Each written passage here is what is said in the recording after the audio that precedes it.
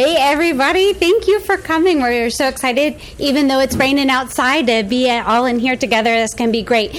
And especially with our next year, lead generation is so important to us, and having a good year and getting it kicked off. And so Eric Lowry has actually been doing his own lead generation for a couple decades now. And so he says that he's made every mistake for us and that we can just learn from him. And I find that to be true. So Eric, if you would like to instruct us, we are ready to listen.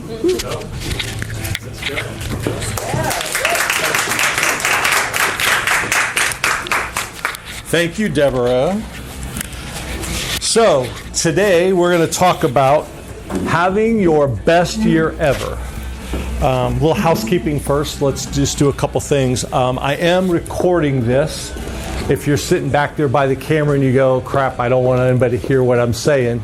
It is recording audio, but that audio is not coming off there. I'm also recording it here, so talk amongst yourselves if you want. It ain't going to mess up the recording in any way.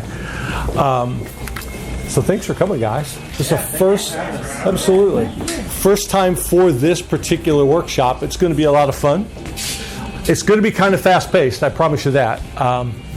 So first, I'm going to get this out of the way. 12 seconds about Eric. Who the heck is Eric? I've been a real estate agent almost as long as Tom Capuano's been a home inspector, right? I got it by a year and a half. Yeah, I know. 23 and a half years. Still unbelievable for me to say that, but 23 and a half years. And that does mean largely I've made every mistake in the book. Some of them more than once.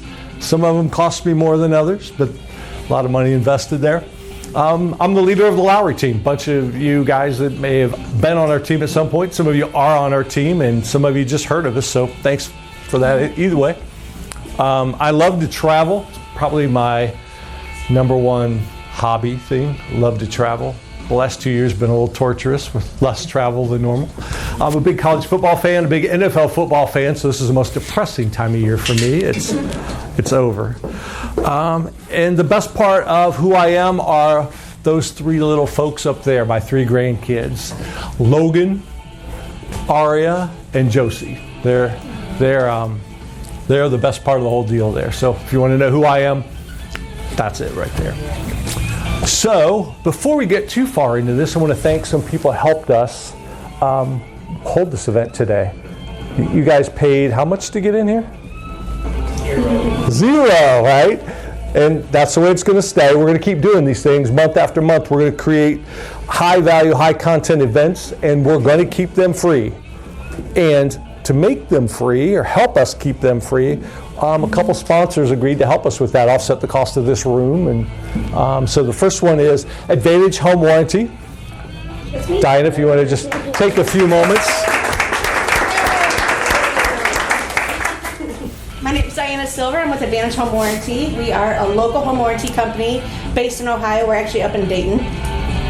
What makes us a little bit special is that we are local, so we use local technicians, like local contractors.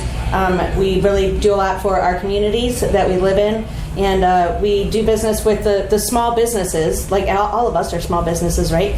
And so we use you, and we'd like you to use us. So our trade call fee, which is that deductible, is only $50, very affordable for any homeowner.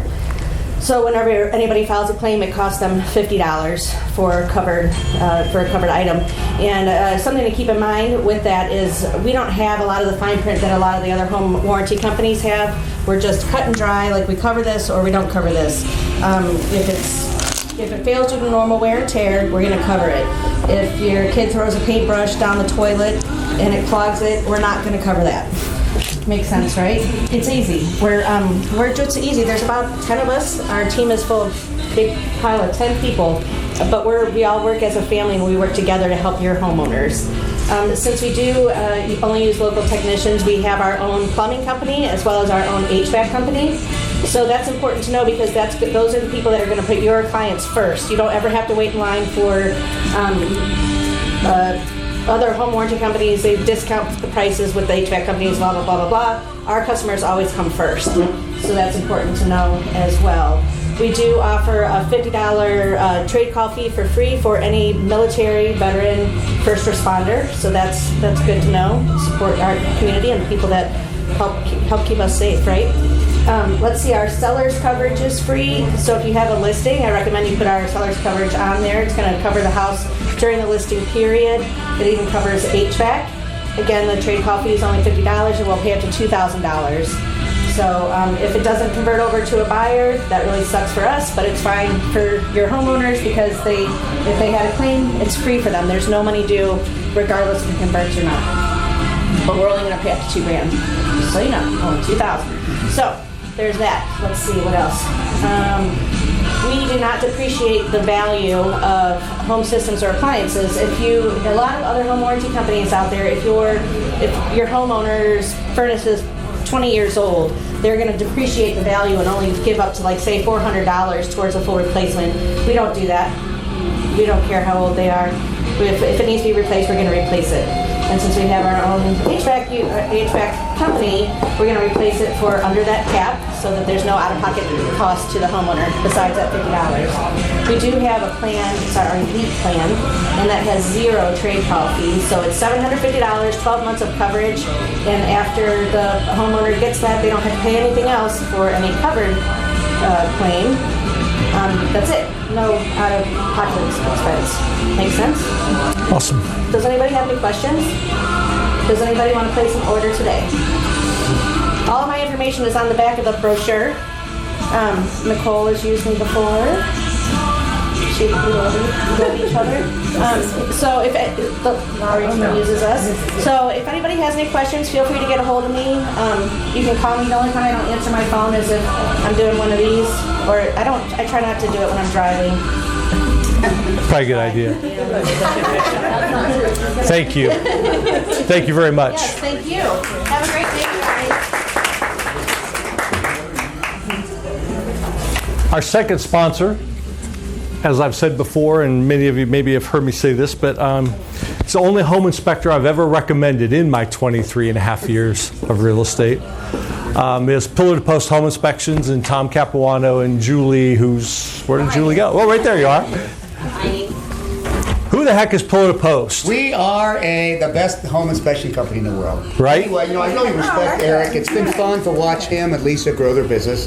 They were with, Sipsy Klein way back when I first met you as you're just a young boy. Young, I was.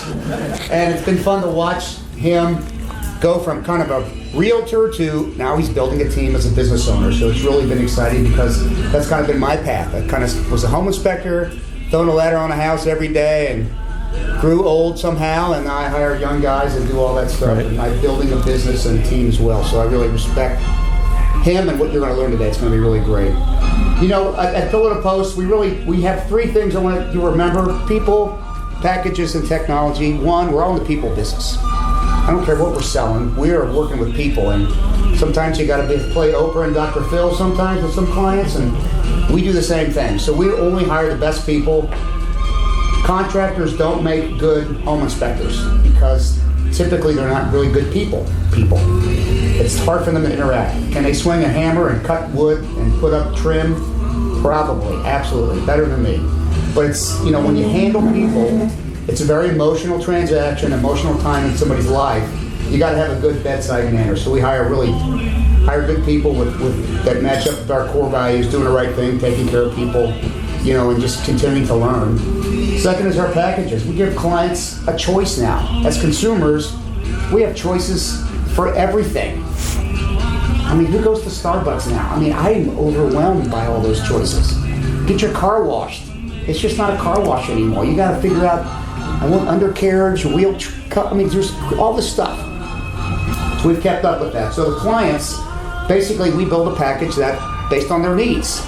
Somebody wants to learn about termites, we can give a termite inspection. If they want to do an infrared scan, we can do that. So there's all these technology pieces that we bring into the business that kind of add to the inspection packages and just keep up with the times. When Eric and I first met, I was doing his first home inspection, 3-part NCR paper, I wrote it. Then I faxed him the 3rd copy, all right? Can you imagine what that looked like now? No pictures, nothing. So when your clients, when they do an inspection with us, they get the inspection that day. Color pictures. We also have this thing called a PTP 360 tour. So you've probably seen them on maybe your listings where you kind of take pictures and it feels like you're kind of walking through the house with a video. But we do that on inspections. So if we walk into this room and let's say there's a broken window, if somebody looks at that, it actually pops up and says, "Hey, this is a broken window here." So it's kind of a visual, interactive inspection report. But they also have all the written words and all the photos, just like everyone else does too. So just keep those three things in mind. And we feel and we know that we're an extension of your business. So if I go in there and I do a terrible job, they're going to say, "Oh my God, Eric, why did you continue to refer? That guy was terrible." So we actually come in and we're part of your brand. So when you hire us and refer us out, just know that we are working actually first for your client because we have to take care of them, but we're helping you too because we know the inspection is really the big pothole in the whole transaction, and we want to get you good information, get good information to the seller through our report so that you can get the close and get on to the next one. So open up your minds and listen to what Eric has to teach you today. Thank you for the opportunity. Thank you. Thank you, Lisa. Thank you.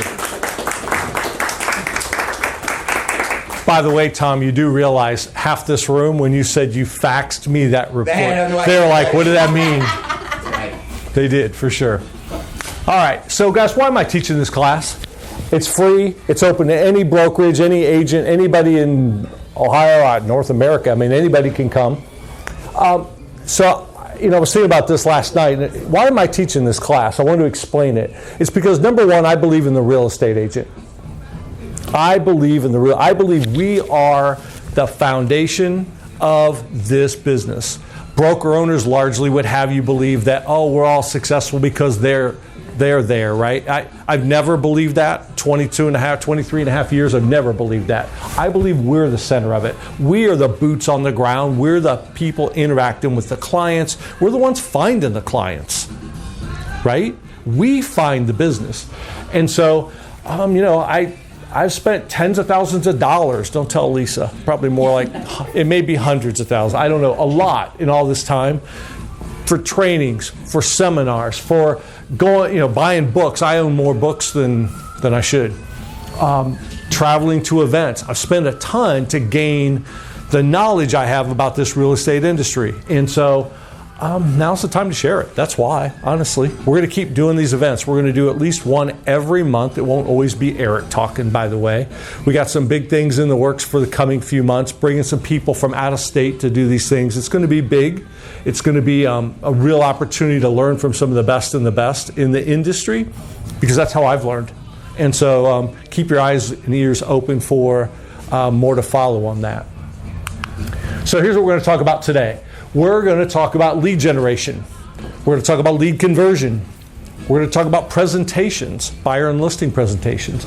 We're going to talk about transaction management, the funnest part of the real estate transaction, said almost no one ever. Sorry, Lisa. Lisa likes it. It's her favorite part. We're going to talk about getting online reviews, which is, Tom's talking about consumers and wanting packages. The other thing, who doesn't, when you're shopping for something or going somewhere on travel or vacation, don't you read the reviews? I never would travel to somewhere and stay in a place without reading the reviews. You ever go to a restaurant and not read the reviews? The couple times that I think about that I didn't, I ended up leaving going, dang, I wish I'd have read the reviews, because they probably weren't good, right? People read reviews. And we're going to talk about personal development. And finally, at the end, we're going to talk about bringing it all together, because we're going to talk about a lot of stuff. And a lot of stuff can be the enemy of taking action. So we're going to talk about that a bit. So this is going to go fast. We're going to cover a lot. We're not going to dig into every daggone detail of every topic. So if you're really a detail-oriented person, a little bit of this might drive you a little crazy, because you go, he didn't give me enough detail. We'll tackle that at the end too. But again, we're going to talk about bringing it all together and what to do next.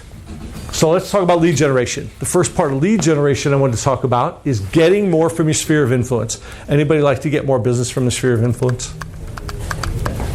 I know we all would. And so here's what as I was thinking about that, what are some of the most important facets of getting more business from your sphere of influence? You need to have a plan. You got to have a plan for it. If you just started this year, 2022, wanting to get more business from your sphere of influence, you're winging it and it's probably not going to happen for you. If you have a plan for it, though, you got a shot. So I think you need to get a piece of paper. Where's those little notepads? Right? Thank you. Get one of these little bad boys. I don't care if it's one with my name on it or not. Get a notepad and get some things sketched out. What are you going to do in January? January's over. February, what are you doing this month to reach out to your sphere of influence? What are you going to do in March? What are you going to do? Every month there has to be something. By the way, some of them might simply be, I don't know, when's Easter? April? The thing in April might be just shoot everybody a text message or leave them a voicemail saying, hey, happy Easter, or whatever. You know, it doesn't have to be complicated. Some of the time we have plans that are so complicated that there's no chance we're going to execute on them because you go, I don't even know how to, this is too much and I don't have enough time. Keep it simple. The secret in reaching out to your sphere of influence isn't, if Daniel's a past client of mine, that I called him up and said the magic thing, right? Like, it's that I called him up and said, Daniel, how you doing? Or I shot him a text saying, hey, I was thinking about you today. Or, hey, I drove through your neighborhood. I used to use that one a lot. It was kind of lame, but I did it. But by the way, back when I did it, there wasn't text. I would write handwritten note cards. I'd go back to the office and I'd go, well, Mike and Jean's, I drove next to their neighborhood. So I'd send them a card going, hey, I was thinking about you guys today. I was driving through your neighborhood. Like, that was all it was. It was just a little extra, I was thinking about you touch. That's the kind of stuff we have to do with our sphere of influence. By the way, today it's a lot easier. Facebook, right? Send them a message that way. Whatever. Voicemail drop, whatever it might be. You got to have a plan, though. Simple stuff, but have a plan. Their home value is important to them. What do I mean by that? Everybody, especially in today's market, thinks their home is appreciating in value. And by the way, they're all right? Their home, in almost every case, their home's probably worth more than they think it is, which, by the way, can be a script for reaching out to people. Hey, your home's maybe perhaps worth more than you think it is. Would you like to know? But I think you got to get everybody on some kind of a home value report. Every one of your past clients. There's a ton of tools like that. We use one called HomeBot. If you use KV Core as your website CRM, I'm sure there's one in that. Most of them have something like that. Top Producer has Market Snapshot. These are just little automated things that go out once a month, updating people on what's going on in their neighborhood, what's happening, what's the value, is it changing, what's sold. People are watching it. Like, everybody's watching, oh, the house across the street from me went up for sale. Wonder what it sold for. And then they're watching, going online somewhere, probably to Zillow, to try to find out what it sold for, heaven forbid. Like, instead of Zillow being the purveyor of that information, it should be us. Because if Zillow is constantly their destination for real estate information, when they're ready to do a real estate transaction, where are they going to go? Zillow. And you'll never know it. Until one day you're driving through their neighborhood and you go, holy crap, there's a for sale sign in that yard and it ain't mine, right? And it's because they hit that little button on Zillow that said, come tell me what my house is worth or show me a house. And like, we don't know that. We got to get them inside of our ecosystem so we keep connected to them. And that home value report, if there's one thing I would say you got to do with your sphere this year is figure out a way to get every one of them on a home value report. Most of the time, all you need is their email address. Don't we all have that anyway? It's sitting somewhere. Put it to use. By the way, that is not spam. No one is going to unsubscribe from a home value report. We know, we track ours, we're getting about 60% open rate on the email each month that goes out for them. 60% open rate on any kind of email is extraordinary. Most best practices, if you go do the research, if you get a 20% open rate on an email, it's like you're crushing it in email marketing. So 60% is huge. It means people are interested and they want to know. And if they're getting it from us every month, we're winning. Like, we're staying top of mind with them. The other one is, I'm not sure I made my career on this, but close. Home anniversaries and birthdays. If you don't have in your CRM when every person bought their house, and a reminder a year later to send them a note, you're missing an opportunity. It's super simple. You don't have to call them. You just have a time dedicated. I used to do mine the first of the month for the whole month. So they were done, and then I just put a little Post-it note on them with what day I needed to mail it. That way it was organized-ish. Did I always perfectly execute on it? No, sometimes they got it 4 days after their anniversary. Who cares? They don't remember when their anniversary is anyway. But they get a card that says, "Hey, Daniel, happy 3rd anniversary in your home. I hope everything's going awesome with you and your home and your family. Please let me know if I can ever be of assistance to you in real estate," something like that. That's all you got to do. Stick a business card or two in it, boom, throw it in the mail. People are impressed, by the way, when you get, especially today more than ever. Julie, when was the last time you got a handwritten note in the mail from someone? Long time. Years. Right? But if you got one, wouldn't you be impressed? Like, if you're an insurance person, all of a sudden sent you one and said, "Hey, Julie, I was just thinking about you and appreciate your business," or whatever. Like, you'd go, "Dang," right? Nice. Yeah. That's what I'm saying, guys. Stick out. Birthdays, the same thing. How do you know when your clients' birthdays are? Here's I don't know if it's a pro tip, but it's a tip. You're at the closing. And the closer, don't they always make a copy of the driver's license? When you have the opportunity, you should be the one making a copy of the driver's license. Why? Because you're making 2 copies, not 1. 1 copy's for the closer, 1 copy's for you. You now have their birthdays. By the way, get the birthdays off of it and destroy the thing. Don't keep all their, this isn't about hacking personal information. All you want's their birthday. But you put that in your CRM, and guess what? Every year on their birthday, you're sending them a happy birthday card. By the way, you should have a little stack of them, right? They're in the drawer or on your top of your desk, and every month you that's what I would do. "Hey, Daniel, happy birthday. I hope you're doing awesome. Just thinking about you." And by the way, in the birthday cards, I never ask for business. I never did. I'm not saying it's wrong to do it, but for me, that was just I wanted it to be personal. It wasn't business. But it costs almost nothing, and people go, "Dang, Julie, when was the last time somebody besides your family sent you a birthday card?" Your insurance guy never did he? Or she? No, right? Like, you stand out. You want to stand out? Do stuff that other people don't do. And I promise you, nobody's sending handwritten cards anymore. Nobody. Connect with them on all of your social channels. Is everybody connected with all your past clients on Facebook, Instagram, Twitter, LinkedIn, TikTok? I don't even know what that is, but don't judge me, but I am not on TikTok, at least yet. But seriously, and so somebody in this room is going, "I don't even like social media, Eric." I get it, it's cool. I don't love it either. But here's what I know, and I've known this for a while. Facebook in particular, Facebook is the internet. Now you can say Facebook and Instagram because it's grown so much too. But when you get up in the morning, Daniel, when you get up in the morning, what do? You open up your phone probably pretty quickly. I don't know the answer to this, but I'm going to guess you get on your phone pretty quickly in the morning. What's the first app you hit? Well, I do wait an hour when I wake up. Okay, cool. That's good. It's typically Facebook. Okay, right. Jordan, which one do you get on? Instagram. I knew that. Loaded question. Kimberly, which one do you get on? Probably Facebook. Okay. Does anybody get in here and open up their phone and tap Chrome? No one, right? Facebook and Instagram are the internet. That's how everybody's getting there these days. People are getting their news off Facebook and Instagram and so forth.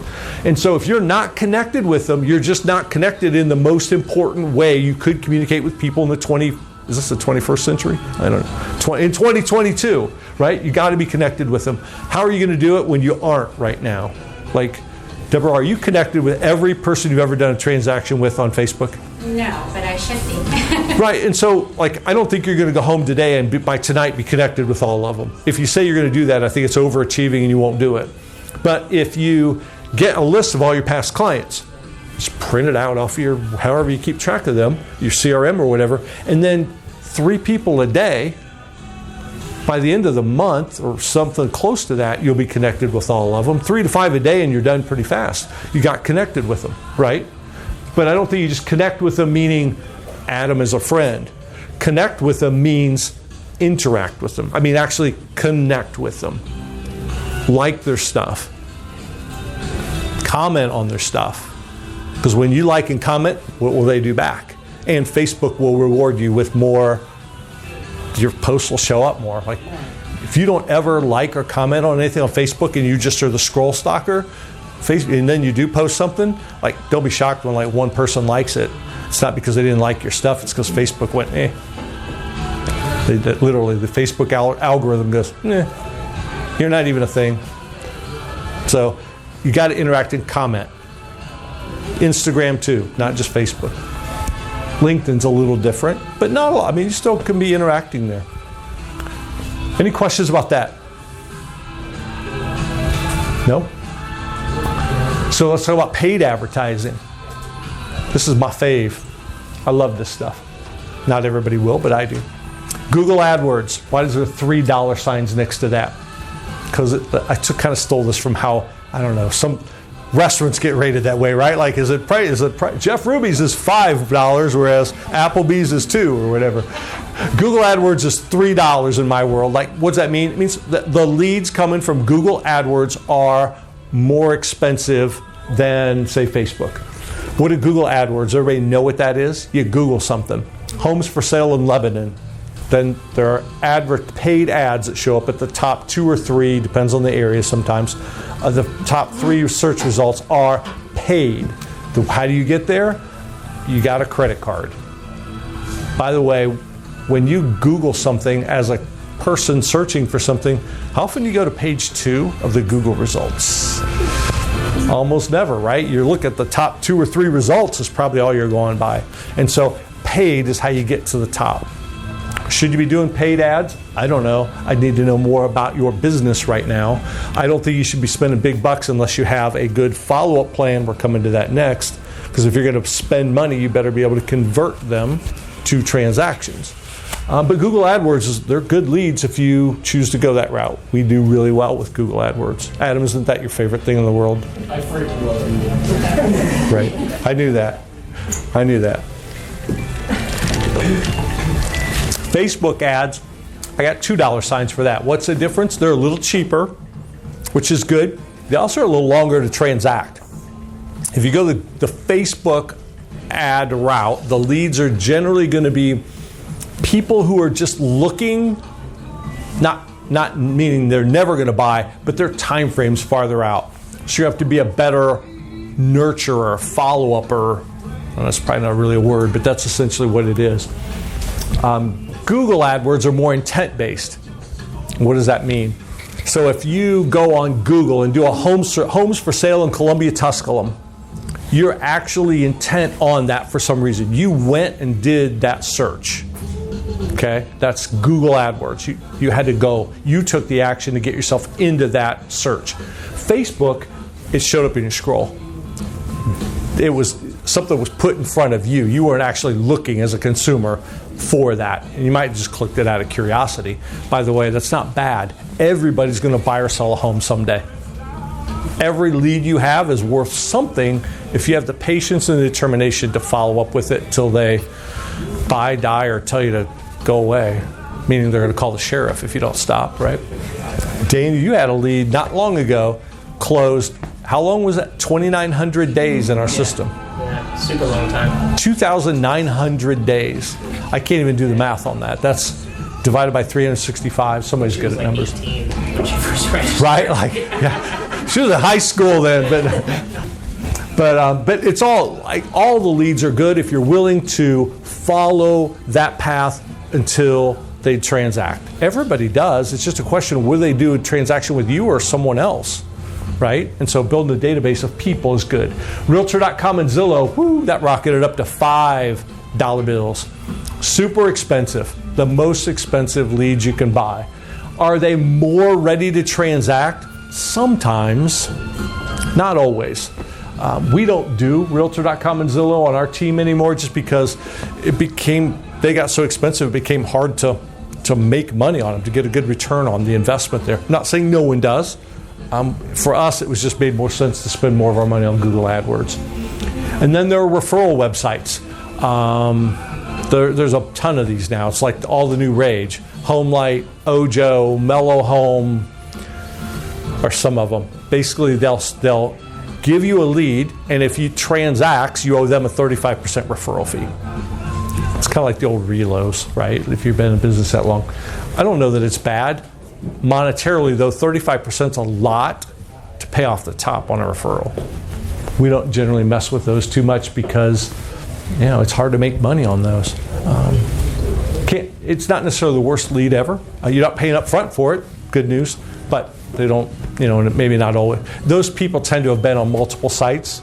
Not that everybody isn't, but those tend to have been like 3 or 4 different places, and somebody just happened to get them on the phone and convert them at least into a warmer lead. Questions on paid ads? No? Cool. So let's talk about social media for a minute. So when we talk about Facebook, do I mean pages or your personal profile? I mean both. But here's the deal. Profile, your profile page, your not the business page, your personal profile is where you're going to get almost all your interaction. All your friends and family are connected with you there. That's where they should be connected with you. You're going to get way, way, way more out of that than you are a page. The biggest thing I see about Facebook pages, it's kind of a misnomer, is a lot of times there's one of the brokerages here in the city, and I don't even know who it is, so I'm not talking bad about anybody in particular, but a couple agents told me recently that that brokerage is telling them all they got to have a Facebook page. They got to build their own Facebook page. And I will tell you, for most people, it's a waste of time. Because a Facebook page largely sits there without anybody looking at it hardly, unless you're committed to building a really big following, and it takes a long time. You're just not going to get anything out of it. Unless, of course, going back to that, if you want to spend the money. Because the Facebook ads drive people to your website, theoretically, from your Facebook page. But that's paid. You're spending money to get people to that. What we're talking about here in social media, I'm thinking personal, I'm thinking free. And the same thing with Instagram, LinkedIn. Does anybody do LinkedIn? Anybody here you literally are posting on LinkedIn? You are? Yeah, I wouldn't say I'm crushing it, but yeah, I'm pretty active on it. Okay. Anybody else? That's 2 of us, right? I've started really trying to be way more intent at it. It's different. I think you go, which one of these should you do? I think you should do them all. I don't know about the TikTok thing. I can't even speak to that one. Who's a TikToker? Anybody TikToking? Yes? I do the LinkedIn as well, but a lot of the content gets multi-purposed over to all those other platforms, and yes. You really track algorithms through the ones we see leads from, but I do all of them. Yeah, no, and I think that's really the key is, I don't know that, if you said, Eric, I'm only going to do one, I'd probably do Facebook. If you're, Jordan loves Instagram, I know, so Jordan going, I ain't doing Facebook, I'm doing Instagram. That's cool too. But I think we should be doing them all. Like if you're creating content that you're posting on wherever, why not post it everywhere? Because there are tools you can do that with. Like when I post, it goes to, I have 2 Facebook pages. It's a story for a different day. I have 2 Facebook pages, actually I have 3. LinkedIn page, Twitter, and Instagram all come from a tool called Buffer. It's free. You have to pay a little bit if you want to post to a certain number of channels, but the starter part is free. What do you use a tool like something like that, or? Well, I found that using those Hootsuite and those types of software typically get ranked lower in the algorithms, so you don't get as much interaction. Okay. So I don't use them. I post directly. I also have a camera guy, if you want to call him that, somebody on my team, and when he posts using his iPad or cell phone, we also find that they don't get as much interaction. So when it's truly on my cell phone is when we find that Got it. Interesting. We get Yeah. interaction. So. Yeah. Those algorithms they're weird. Like to try to figure it all out. what'll work, and sometimes it changes. Like one time I'll post something and I'll go, wow, crushed. And then do almost the exact same thing. So you have to play with it, you have to track it, but you got to be purposeful about this content. Like content is a big deal, guys. I'll just add that, I'm a big believer in done is better than perfect. So yes. if you don't have the time or you don't want to dedicate the time, use that app. Use that Hootsuite. Use the one that you were talking about, because at least it's up there. Yeah, no, for sure. And I don't, like, if it were left, why do I use Buffer? Because if it were left to me, it would get done sometimes. It just would. But I have a VA that takes that content and posts it using Buffer, pushes out. So, a lot of days now, multiple times a day, content's being pushed out to all those channels. That would never happen if it was just me trying to do that. So it's a way to use some leverage there. Even if you don't have a VA to do it, at least when you use a Buffer, a Hootsuite, or whatever, you can get it out to those channels in literally the same amount of time it takes to post to one of them, because you're creating a post and pushing it out. The only downside of those, they won't post to your personal profile. At least the Buffer won't. You can post to pages, Facebook pages. You can't post to your personal profile because Facebook won't allow it. I don't know why. But we gotta. You hear about people making money on social media, right? You always you'll hear that. Oh, and sometimes people are coaches are trying to sell you stuff, like buy my social media program or whatever. Well, the truth of the matter is, the biggest secret to doing it is consistency of just doing it and building an audience. Adam, how many people do you have friends on Facebook?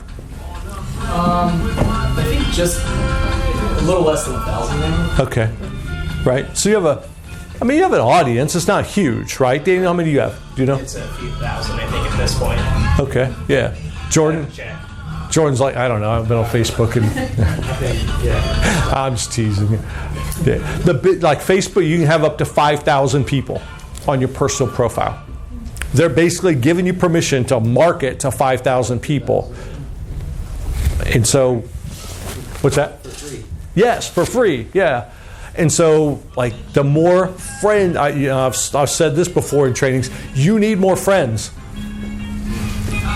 Thanks, Aaron. Dude, you knew that though. No. Just teasing. We need more, think about that though. You have the ability to build a big audience for free. And that's when you see these people talking about how well they do with social media. It isn't because they had this perfect infographic that they post every Thursday that gets them 7 leads. Maybe that happens, but it's because enough people saw it. It's like when we talk about lead generation in our team, sometimes I'll say, look, if you want the appointments you need to get, it's just a simple matter. It's a math problem. Make enough dials, have enough conversations, you'll set enough appointments. It's the same thing with all this stuff. If you don't have enough people seeing your post, that's the dials part, right? Well, then your perfect post still won't matter. We got to build bigger audiences. So we all need, not just Jordan, we all need more friends. Questions, thoughts, anything you would add? Who loves or doesn't love all this social media crap? Yeah. I've got a decent business out of it now. You love it? I use it a lot. Yeah? He's great. Yeah? I'm terrible. He's really good with it. So what's the difference? You're great and you're terrible. What's the difference? Consistency. I have a YouTube channel too. Yep. I do a lot of polls on Instagram to get 200 to 300 people to interact with. So. Nice. Yeah. So you just don't make it a priority. No, I know. Right. I mean, honestly, that's just no. I don't mean that's not. I don't mean that as a shot. It's a priority for you. I'm guessing, kind of how you're talking about it. And for you, different things, different priorities. It's not bad. All I'm saying is, if we take some time and make it a bigger priority, it can grow into something. You don't have to To be clear, I should have put up there number 5. Don't spend 10 hours a day on the damn social media. Don't. But a little bit of time block it, right? So lead conversion. So we moved away from lead generation. We know we're generating leads. This is my sweet spot. I love this stuff. Lead conversion. All of the gold's in the follow-up. All of it. All of it. Generate a lead, 2 leads, 10 leads last night on your website. Good for you. Unless you stick with them until they call the sheriff to tell you to stop calling. I don't mean that literally, but kinda. Like, you've got to stay with people until they're ready. Here's a secret of online lead generation almost no one will tell you, certainly the website providers that want you to buy leads from them.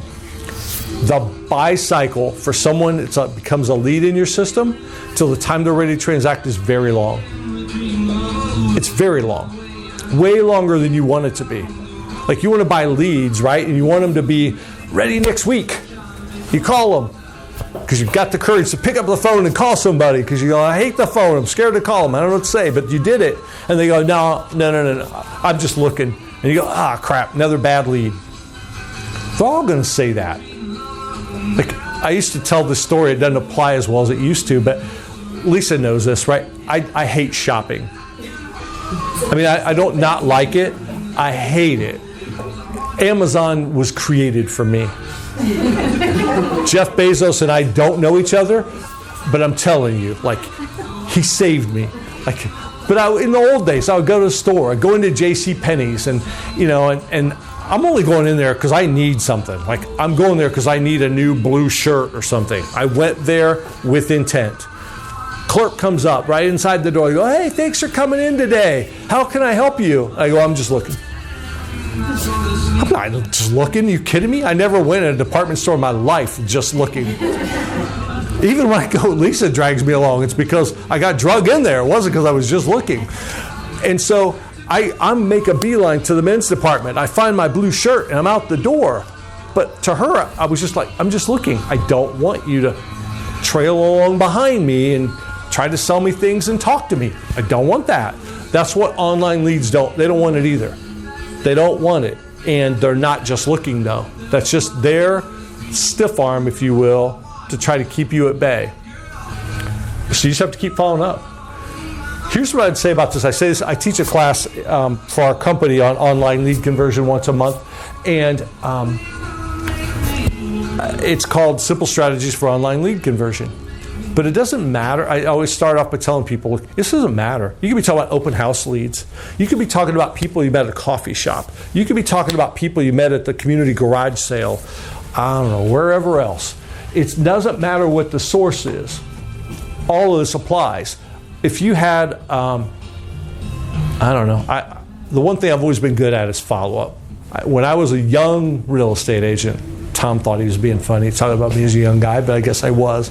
I remember I did an open house. I still know the house, 8,000 Pine Tree Circle in Beckett Ridge. Wasn't my listing, or maybe it was. It might have been my listing. But anyway, I did an open house, and the people, I had the little sign-in sheet and everything, and 7, 8 people or whatever. My process was send everybody a handwritten note. Thanks for coming to my open house. And then I'd follow up with them, send them some listings that might have matched what they were looking for.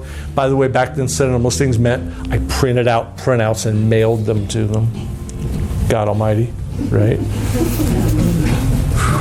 Y'all don't know what you got. But I would do all that. And I remember the first time I sold a house to someone that had been in my open house a year ago.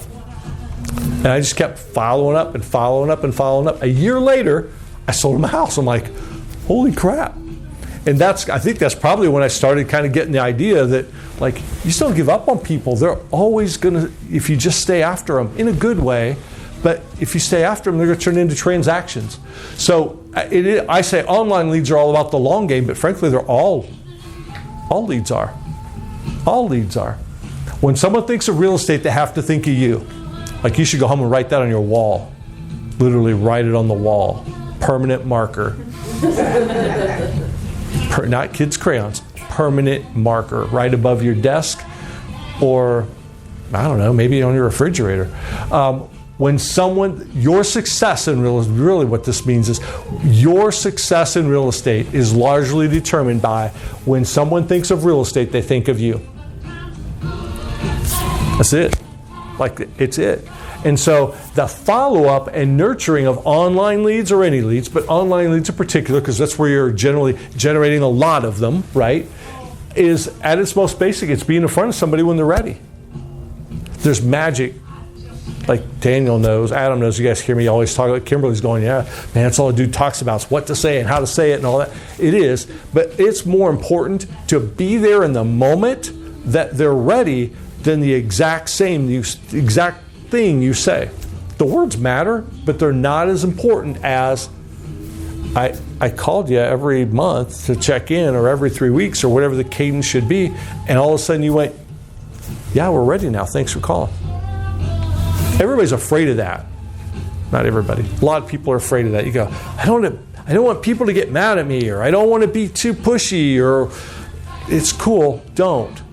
But if you don't call these people, somebody else is, and they're going to do the transaction with them because they were there at that moment. Yes, sir.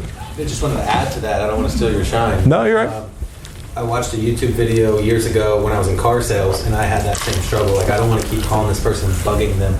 And in the video was talking about getting over the fear of calling, and it just said, simply switch your mindset from calling to get something from them to calling to give something to them. Yep. And it's, if you just, something will come to you. Whoever you are as a person will think of something to give to that person.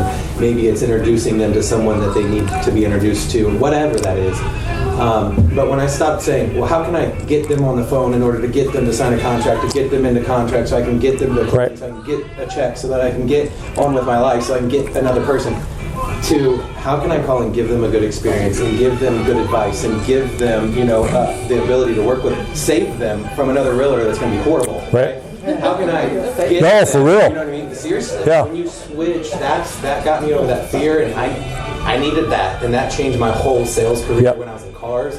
So I wanted to give that to you guys if somebody needed to hear that, because that was like deep into you. Oh, I think we all need to hear it. And it was like, wow, I needed that, Yeah. Done is better than perfect, but Yeah. it helped me. Yeah, no, for real. I think it goes back to, if you make those calls, reach outs, whatever, with the idea that you're providing service, right? You're trying to help, you're trying to be there, because, by the way, in Southwest Ohio, so I'm talking about Cincinnati and Dayton kind of combined, there are about 11,000 real estate agents right now. Just think about that. 11,000. There aren't that many listings. Not even close, right? Most of those people don't do hardly any transactions. And I don't mean this as I'm not criticizing it or whatever, but like, if you don't really do any real estate transactions, you're not really good at real estate. It's just part of being good at it's doing it. And so a huge part of the population's not great at it. And so if you think you are, and everybody here is good at real estate. How do I know? Because you wouldn't be in this room. You wouldn't be trying to get better. You wouldn't trying to be able to grow. We owe it to people to reach out to them. We owe it to them. And by the way, they want to hear from us most of the time. Once in a while you get a jerk, so what? You're never going to talk to them again anyway. But coming from a place of customer service, people have come on our websites, assuming we're talking about online leads. They've given us their name, their phone number, their email address. Do you ever put your name in somewhere and your phone number and think somebody's not going to call you? Right? If you give them the number, somebody should be calling you, right? In my class I teach, I call this my VRBO story. And I'm going to tell this real quick and we'll move on. But a couple of years ago, Lisa and I are going to the beach. We're looking for a nice place. We go on VRBO, which is a vacation rental by owner website where you can go rent directly from owners. And we found 18 condos that fit what we were looking for. And I filled out the little form. I became a lead.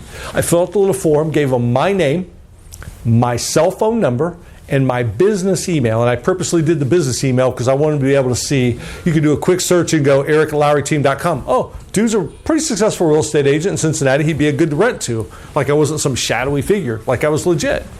And I put in there, wondered if your place is open for the dates that we wanted to come, and what would the rate be? Of the 18 inquiries I made, I was a lead on 18 condo owners' sites. How many do you think called me?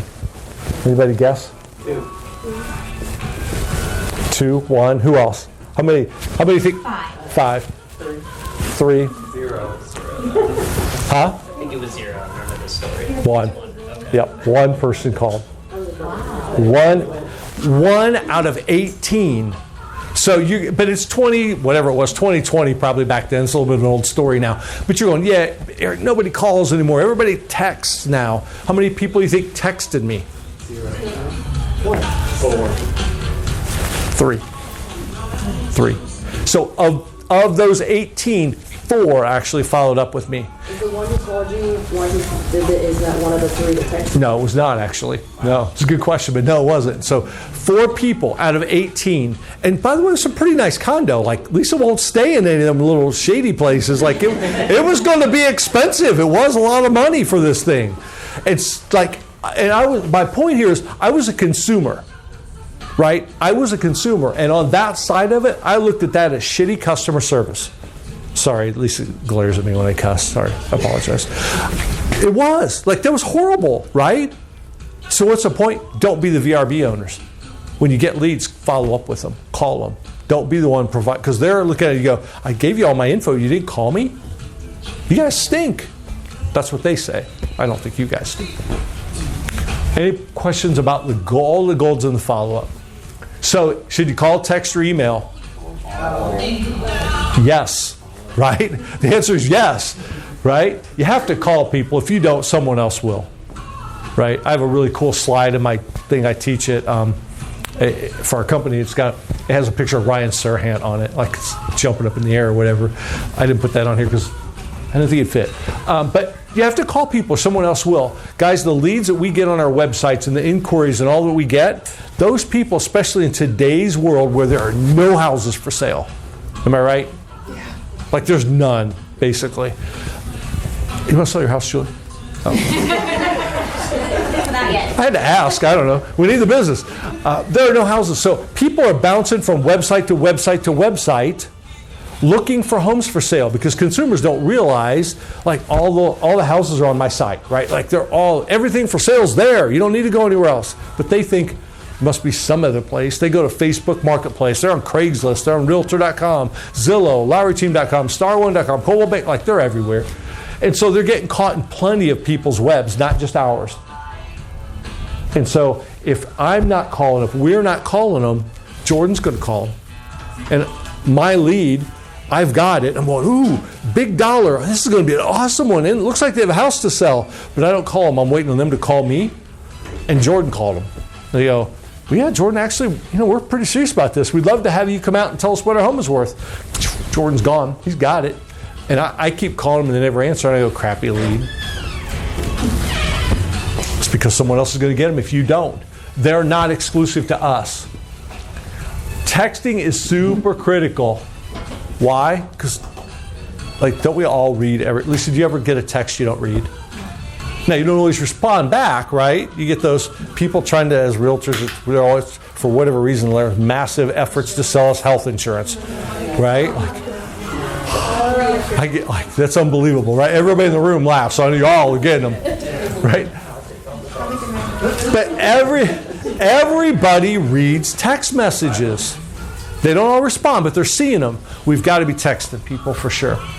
And email is not dead. It's just more passive. People don't check it as often. They don't respond as often. But if you can get in front of people that way and you get a response from them, it's probably somebody who's saying, take me off your list, or someone who's saying, hey, I'd like to talk about this more, whatever this is. So it's not one or the other. It's all three. And if you happen to be friends with them on Facebook, I'd add it's all 4. Facebook Messenger.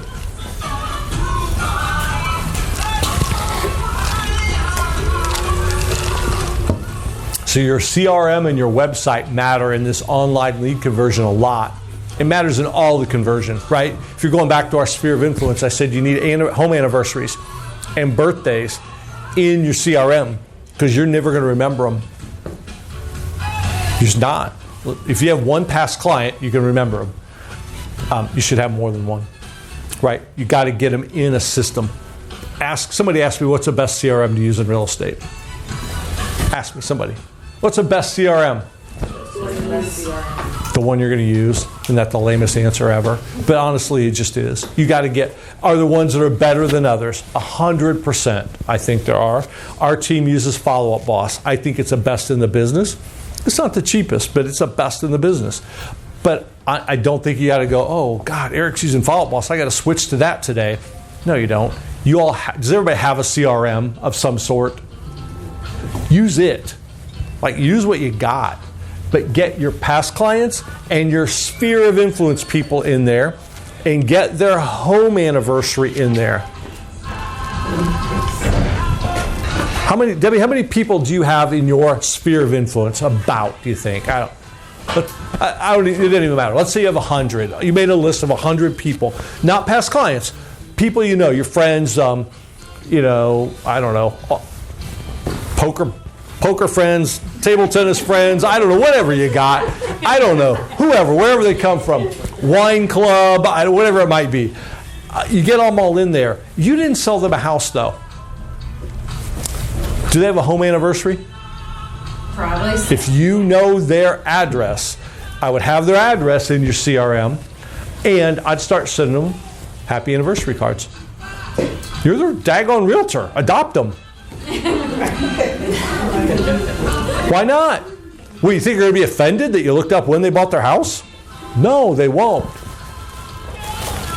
For sure, you got to be doing it with your past clients. I'd adopt, like every person that someone buys our listing, some other buyer's agent, some Sipsy Klein agent or whatever.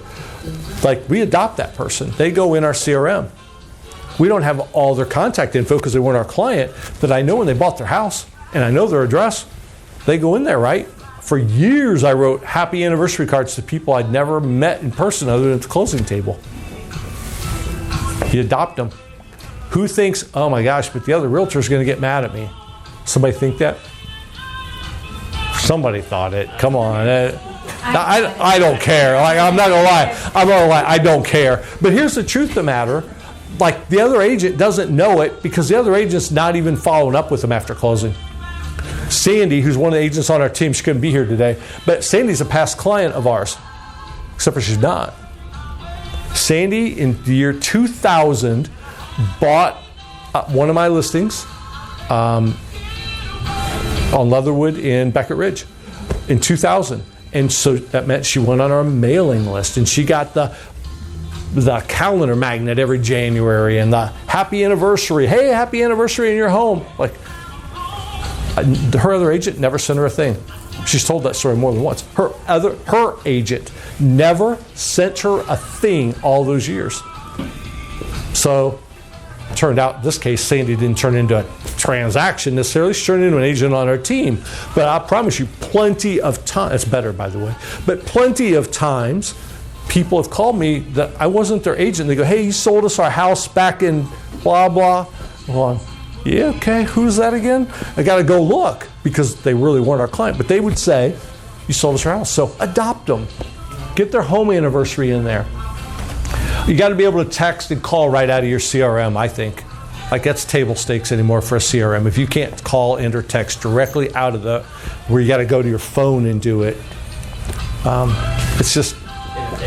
It really is, yeah. It's a really good way to put it. Why? Because you can... nearly everybody in here, in this room, is in my CRM. And who got a text reminder from me yesterday saying, hey, tomorrow's the day? If you were registered yesterday, you did. If you registered this morning, a couple of people did. You didn't get that. So don't feel left out. But it's just because I could then, in a very quick way, shoot out text messages to everyone without typing it on my phone. I hate typing on my phone. I will go to great lengths to not type on my phone.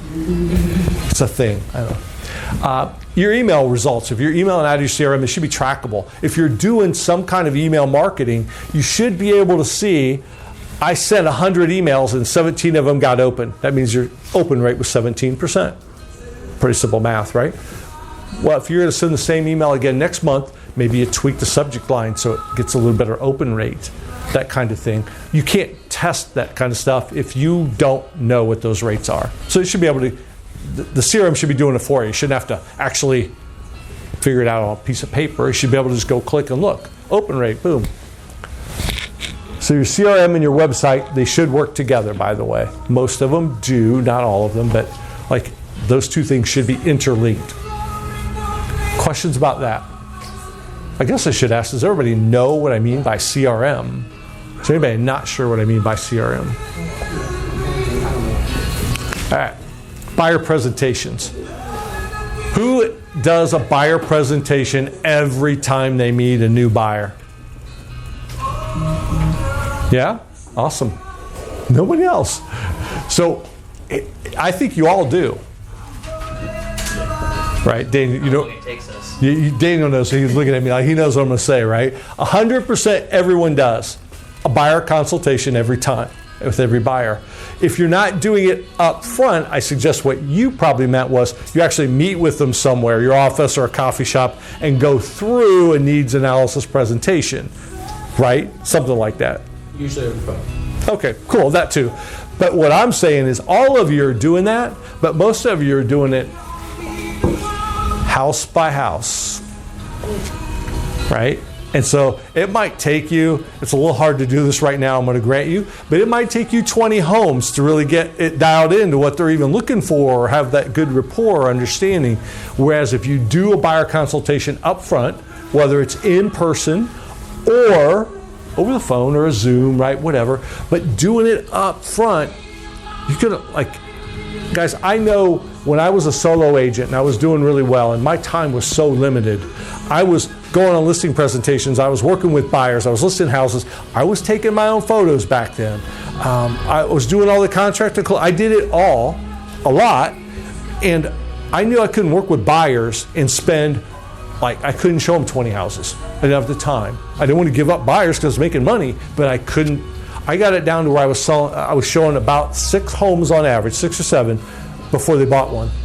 And by the way, this was in a time when there were 50 or 70 homes I could show them. Y'all don't even know what that means, right? You don't believe that happened, do you? You think I'm lying, don't you? I think you kind of might be good. I'm making it up. I'm making it up. I don't even think there's 50 on the market. Right, exactly. Exactly. But there could have, and I couldn't do it. Number one, I have the patience to, but I just, time-wise, it's not that I didn't care about the person.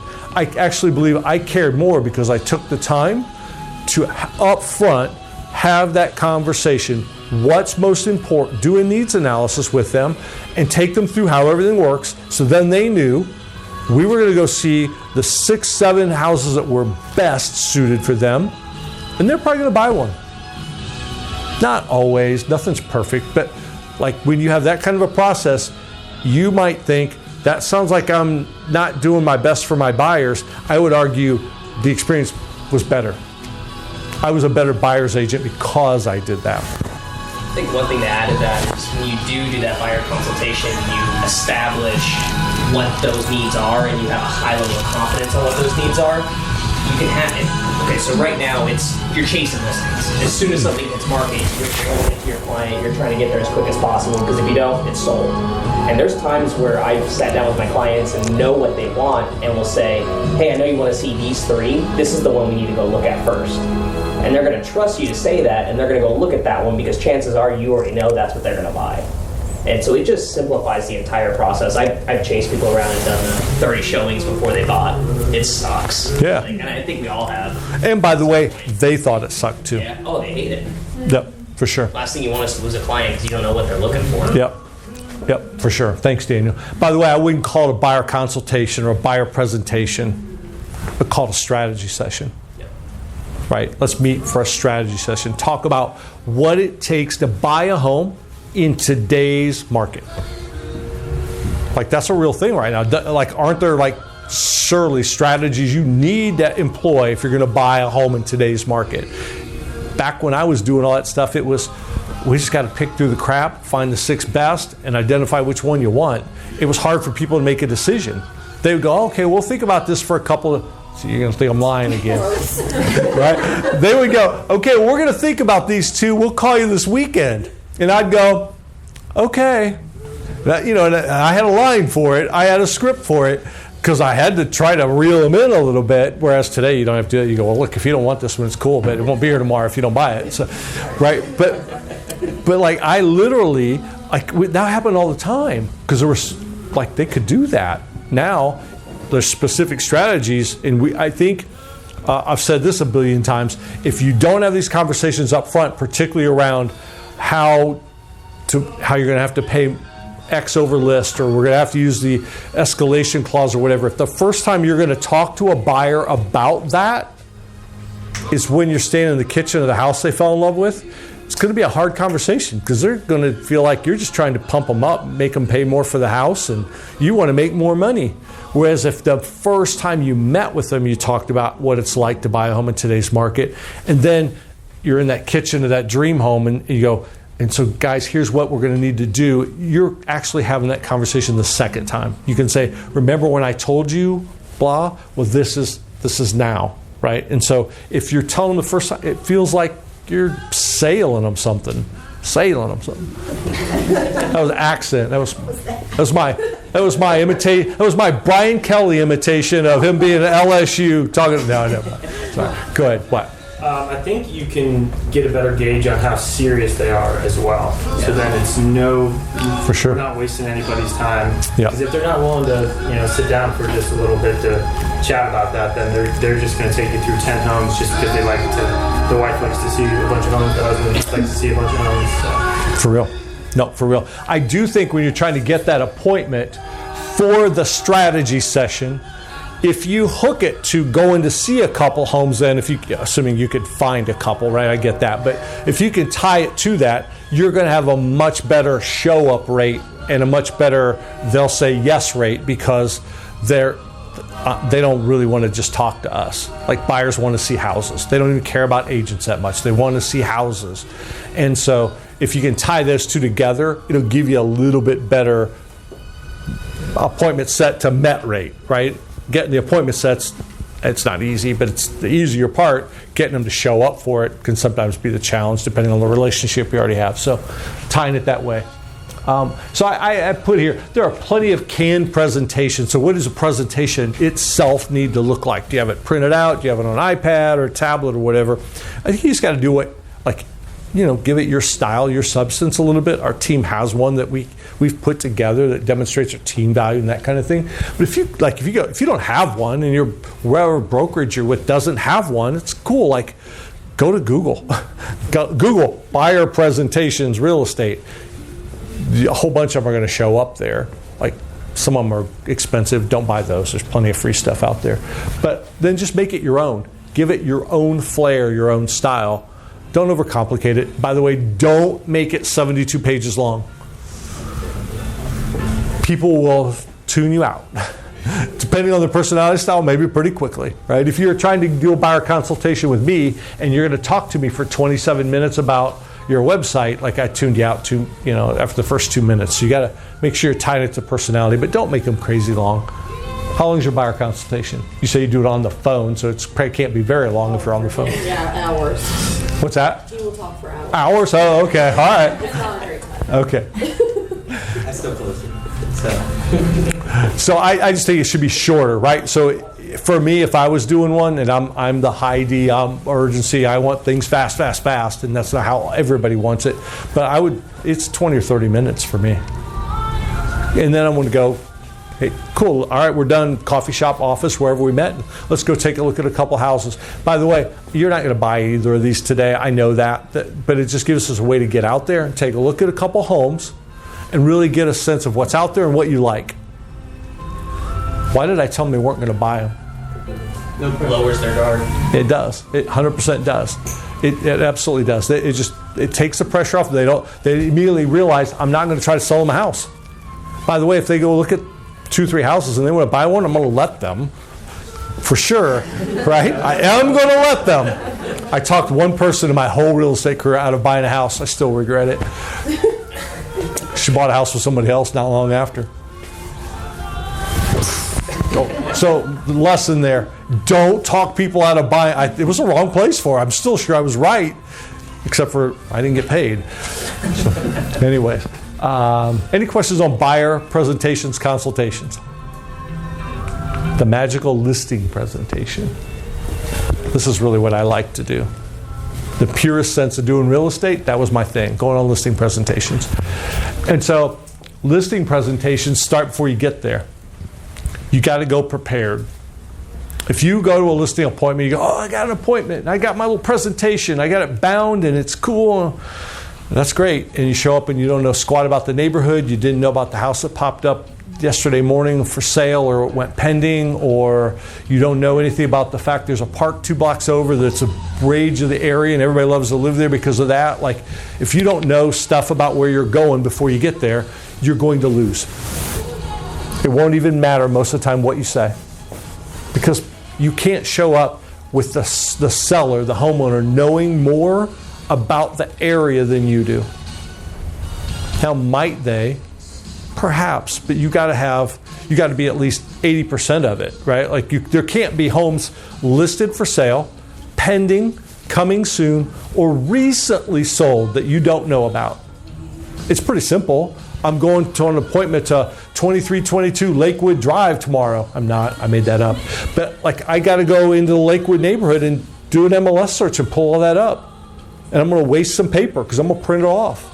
Unless it's 72 pages, but it won't be because we know there aren't that many houses for sale, right? So I'm going to print it off and I'm going to go drive the neighborhood before the listing appointment.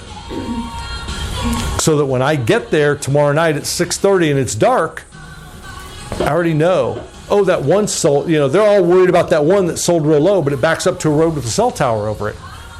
I might have missed that in the dark. I need to know that stuff before I get to the house. So you got to do some research. You got to be ready before you get there.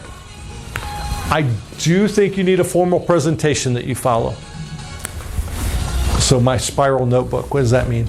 Way back in the day, I was a brand new real estate agent and I didn't know squat about nothing. I'd never been in sales before. I hadn't. I was in operations in the supermarket business. I told people what to do. And so I'm going to be a salesperson. I got to figure this stuff out, right? In my listing presentation, I basically got a spiral notebook. Y'all know what I mean? Those little wire thingies, right? I know most of you probably just have an iPad now and you don't write stuff, but I did.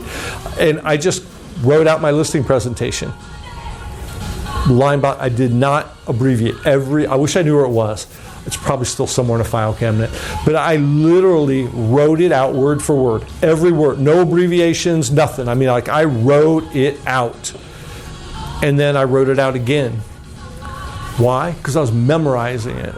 I wanted to be able to go to a listing appointment and crush it.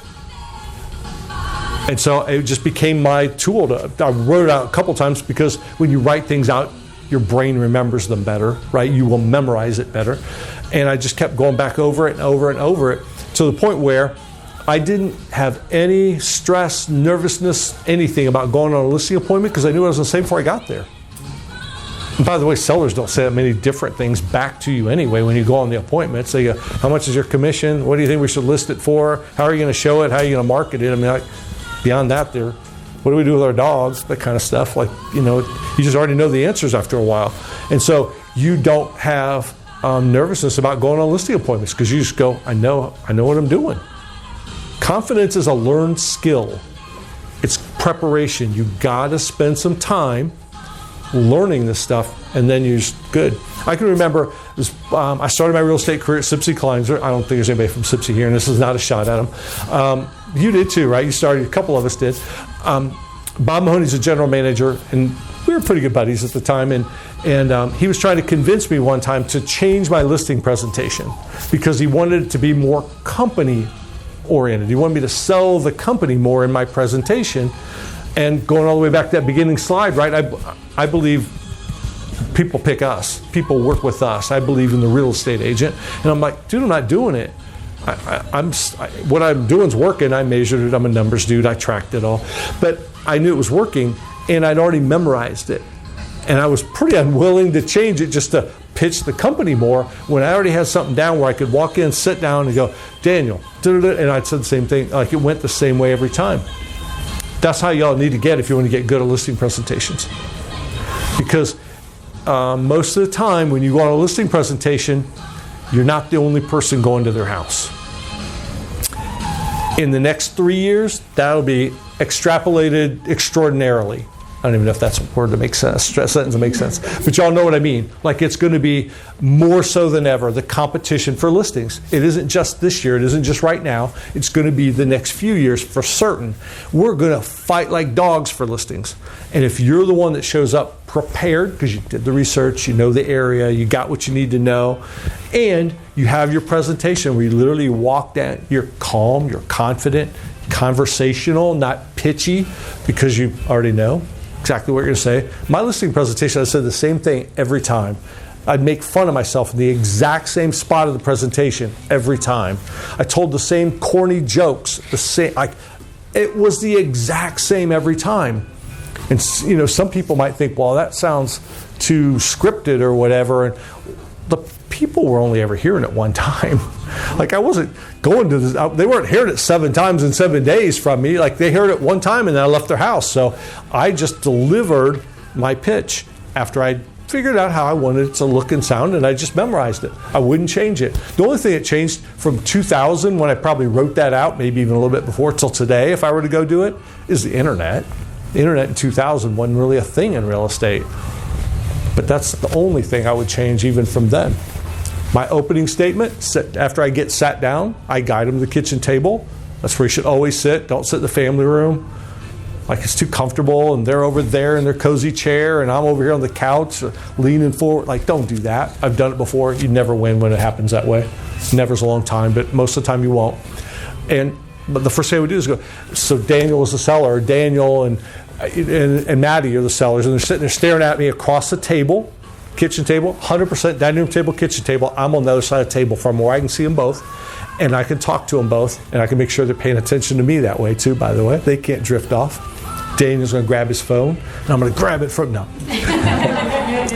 But the first thing, my opening line every time was, hey guys, thanks for the opportunity. I appreciate that you let me come out and talk to you about selling your home. I don't take it lightly. And I said this even if it was a past client, and you thought, oh, it's a past client, I'm getting the business. Yeah, maybe you will, maybe you won't. I don't know. Like, earn it. So I never assumed that. And then I would say, look guys, I can talk to you about real estate for like 3 hours. Like, this is what I do. I'm crazy about real estate, but I'm not going to do that. And they laugh, right? Oh, thank God, right? And so, but I'm not going to do that. Here's what I really want to know. Tell me what you're most concerned about. What questions or concerns do you have about selling your home? And then I shut up. It's hard to do that, right? We're there to sell. We're there to pitch. And I shut up. I stop talking. Because they'll tell you in that one simple question everything you need to know if you really listen about what it's going to take to get their business. And then you mostly focus on those things. Well, we're really worried because we got 3 cats, 2 dogs, and whatever, how are we going to show this, or how are appointments work, whatever it is. Like, they're going to tell you what to make sure you cover with them. When you cover what they want to cover, you're going to win more. Now, I don't think you don't not tell them that you're going to, how you're going to market it and that kind of stuff, but most of your time spent should be on their answers. And you write them down, by the way. Write them down. I don't care how bad your handwriting is. Mine's chicken scratch fast. But when they said, oh, our worry is whatever, I wrote it down. And what else? If that was your biggest thing, what would your second biggest thing be? Again, I want a couple things out of it. I write it down. Right? Same thing when I toured the home with them. If they're giving me a tour of the house and they talk about something they really love, we love this dining room carpet, this mauve color is our favorite thing ever. Yeah, thanks. But write it down, right? Whatever it is, write it down because it shows I'm paying attention. It matters. If it matters to them, it matters to me. At least I want them to see that, right? So make sure you're doing that. Don't talk the homeowner to death. You're going to be tempted to just talk to them about every possible reason you're the best ever. Ask them questions. Get them talking. We have 2 ears, 1 mouth. Use them in those proportions, right? Listen twice as much as you're talking. And again, I would say there's plenty of canned presentations. Like, they're not even hard to go find on the internet or whatever. Find one and make it your own if you don't already have one. Questions on listing presentations? Nope. Transaction management. This is not my favorite topic.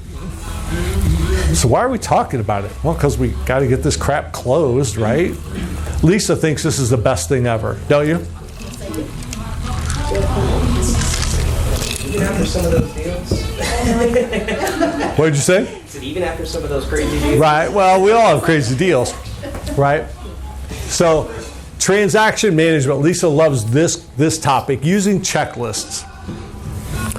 We used to use paper back in the pioneer days. Right, we did. Right, it was a pretty intense checklist. Right, it was like there was everything on it. We spent time really systematizing it. Do this, then this. Am I right? Yeah. there was a point in time, I don't know when it was, Lisa fought me on this. I like my comfort zone. Why? What? So what were we fighting about? Not fighting literally, maybe a couple times, but you wanted it paper, and I'm like, we got to get rid of the paper, right? Is it better now? Way better. Yeah, way better. Right. It is. You can't. That's why I said number 3 there. They shouldn't be written out. The caveat that is if you're creating a system for transaction management, writing it out on the sketching it out as you build that process, yeah, for sure. What's priority number 1, number 2, number 3? Write it out that way as you design it, but it can't stay on paper. Not in 2022. They do need to cover everything. One of the things I put on there is when you find something you missed, like, right? I mean, a lot of times that's how our stuff got better, right? We go, oh, we didn't think about, I don't know, the fact that the title company waits too long to do the title search and we don't find the tax lien until the day before closing, and then all of a sudden we're going, holy crap. So, it might be that you add in there, check with title company on title search, whatever. So you have everything in there. Over time, as you learn from gaps, if you will, issues, opportunities, and every time it happens, you add it to that list, you get a better and better checklist. Does that make sense? Can you share yours with us? Can we share it? Can you share yours with us? Yeah, it isn't a list. We don't have it on paper anymore, but we certainly can. There's a way to. No more paper, no more folders. Yeah, we actually ended up buying a transaction management software so that everything's tax-based. But I'm sure it's edible, printable, whatever, right? We can give them. What? We can give them a copy of it. We don't. Oh, it's brevity. It's brevity. Yeah, but I mean, how we do it is largely. How we do it is, it was cumbersome at first, to be honest with you, because it was a blank slate. It's an awesome platform. Like, it's amazing. It's smoking. But I had to build action plans within that brevity, within that platform, that really mirrored the transaction from start to finish. Every little detail and every little thing is based on what happens next and what happens next, and it all just is a beautiful thing. And then there's one for buyers and there's one for listings. So, but we can print a copy of that out. Is I think what he's asking is, can we of the action plans? Yeah. Yeah, just your experience and all the things you've added over time, which just saves the hard work and the mistakes, and just shoot that. Always, for sure. We're still making things. I mean, it's never-ending process. When something, that's the beauty of that whole system is when you think and you're calling your clients and following up, and did everything go well? And there's something that through the cracks you're going up. There's a hole there. Yeah. That's awesome. Yeah. So here's your assignment.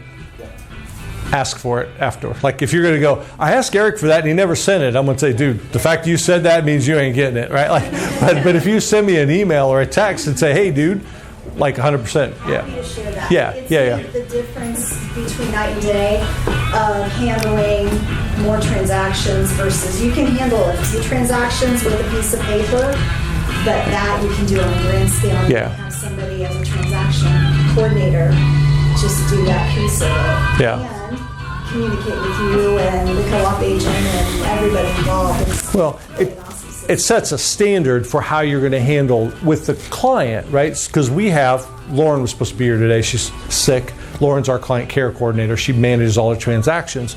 And we know she has a plan to follow.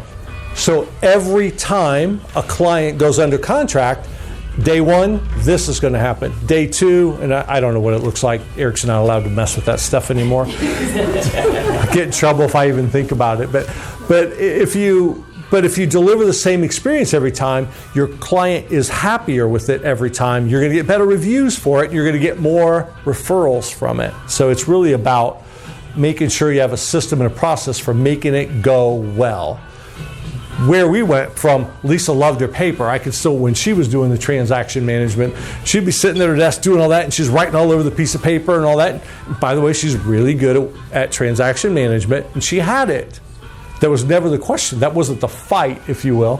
The fight was, I knew we were going to be doing 20 pendings at a time or whatever, and you can't do that with a piece of paper. You can't have 20 pieces of paper with chicken scratch all over them. We had to go to the next level of systematizing it, right? If you're going to do one deal at a time, you can use paper. Like, it's not that I hate paper. But by the way, when we operate in an environment anymore in real estate where you can do business from anywhere, wherever, however, if you got paper, you got to troop all that stuff around it. Whereas if you have it online in your CRM or in some kind of platform, you can do your transactions from the beach if you want. It's made a huge difference. Yeah, I wouldn't do transactions from the beach. I'm not gonna lie. If you go to the beach, go to the beach. But you know, questions about that part of it using checklists. Systems and technology. So you've got to get. So what was the next step? Was from checklists is putting that checklist into technology. Some of you have a CRM system that's robust enough. You can just create a action plan, a task list inside of that. And that'll get you started. And as you grow, should you grow and you scale up and you're doing more business, you may then want to get a more advanced system. Like, who in this room needs a Brivity-like thing? And there's several of them like it. If you're doing a transaction or two a month, you don't need that. It's just you'd be spending money you don't need to spend. I'm never a fan of that. If you're trying to do 10, 15, 20 transactions a month, you probably are going to need to get some kind of a more system-based approach. The other thing I would say is maybe you should hire someone. What do I mean by that? Like, I'm a real estate agent. I think I turned myself into a pretty good one. I'm not a detail-oriented dude, am I? No. Like, if I were just going back to selling real estate and that's all I do, state of Ohio said teams are illegal, you can't have that anymore. I just got to go sell houses every day, which I certainly could do. I would not do the transaction management. I wouldn't. Lisa would. And if Lisa refused because she thought I was a jerk, I'd hire Lauren or whatever. Well, I wouldn't do it because it's just not the highest and best use of our time, number one. Salespeople, really good salespeople, we should be looking at our time. It's worth $100, $200 an hour if you're only using your time for the highest and best use of looking for business, following up with potential business, going on showings and listing appointments or writing contracts. It's all a real estate agent should do, in my opinion. And so that's where how do you make $100, $150, $200 an hour? Do that stuff. Don't do the stuff you can pay someone $15, $20 an hour to do. It's hard on the front end to do that. And sometimes it's hard to let it go. Daniel, is it sometimes hard to let go? Took me a while. Right? No, I did. But you did, yeah. Right? And when you get rid of that stuff, unless you're detail-oriented, when you get rid of that transactional stuff, it's actually makes real estate more fun. It's free. Yeah.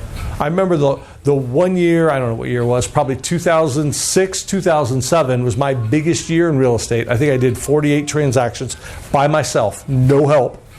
And I remember at the end of the year, I'd made a lot of money. That was pretty good. And I was freaking exhausted because I had done everything. Lawyer's title 7 times a day. Calling a lender.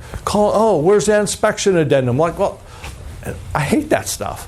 And by the way, all the time I spent doing that stuff, I probably could have done enough more lead gen without doing that stuff that I could have done 10 more deals.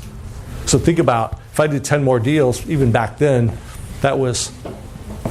let's call it $4,000. That's another $40,000 it cost me in lost revenue to do all this transaction stuff. So you might want to hire somebody. You can hire a virtual assistant pretty cheaply. You can hire someone part-time to do it. There are real estate agents, by the way, who are never selling houses who might love to get paid a little bit to do the transaction management side. Assuming you find the right personality. You need detail-oriented. That's what I was going to say. Yeah, right. You would never hire me to do your transaction stuff. You'd not be impressed. In fact, I'm probably going to bet you'd fire me. Right? Yeah. I know you would. But you need some kind of... systems aren't necessarily something you have to pay for. A system is simply, this is what I do every time we have a pending sale. This is our transaction plot, the transaction process we follow every time. That's a system. Taking it to the technology just means you get task reminders and all. Like Lauren shows up for work every day with a list of tasks to do, right? She doesn't really even have to. She's way smart. She could think of what to do, but she doesn't have to. She literally logs in and goes, ooh, there's my 27 tasks for the day. Because the technology is built to support that. Online business. Any questions about transaction management? What's the biggest pain point? Anybody got one? No? They don't have to have their license, right? To be a transaction coordinator? Right? No. They do not. There are certain things you can't do without a license, and you want to make sure you clearly understand those. But no, you can 100%. You could do transaction management without a real estate license.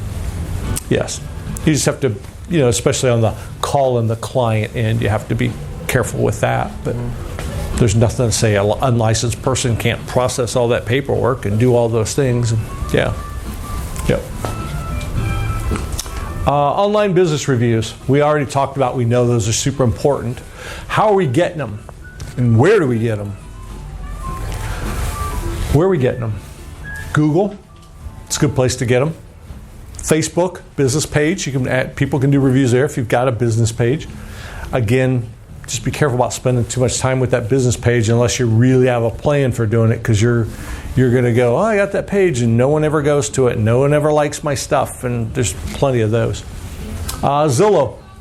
We used to get all our reviews, people to go to Zillow to do the reviews. Then there are other third-party apps that we can get reviews from.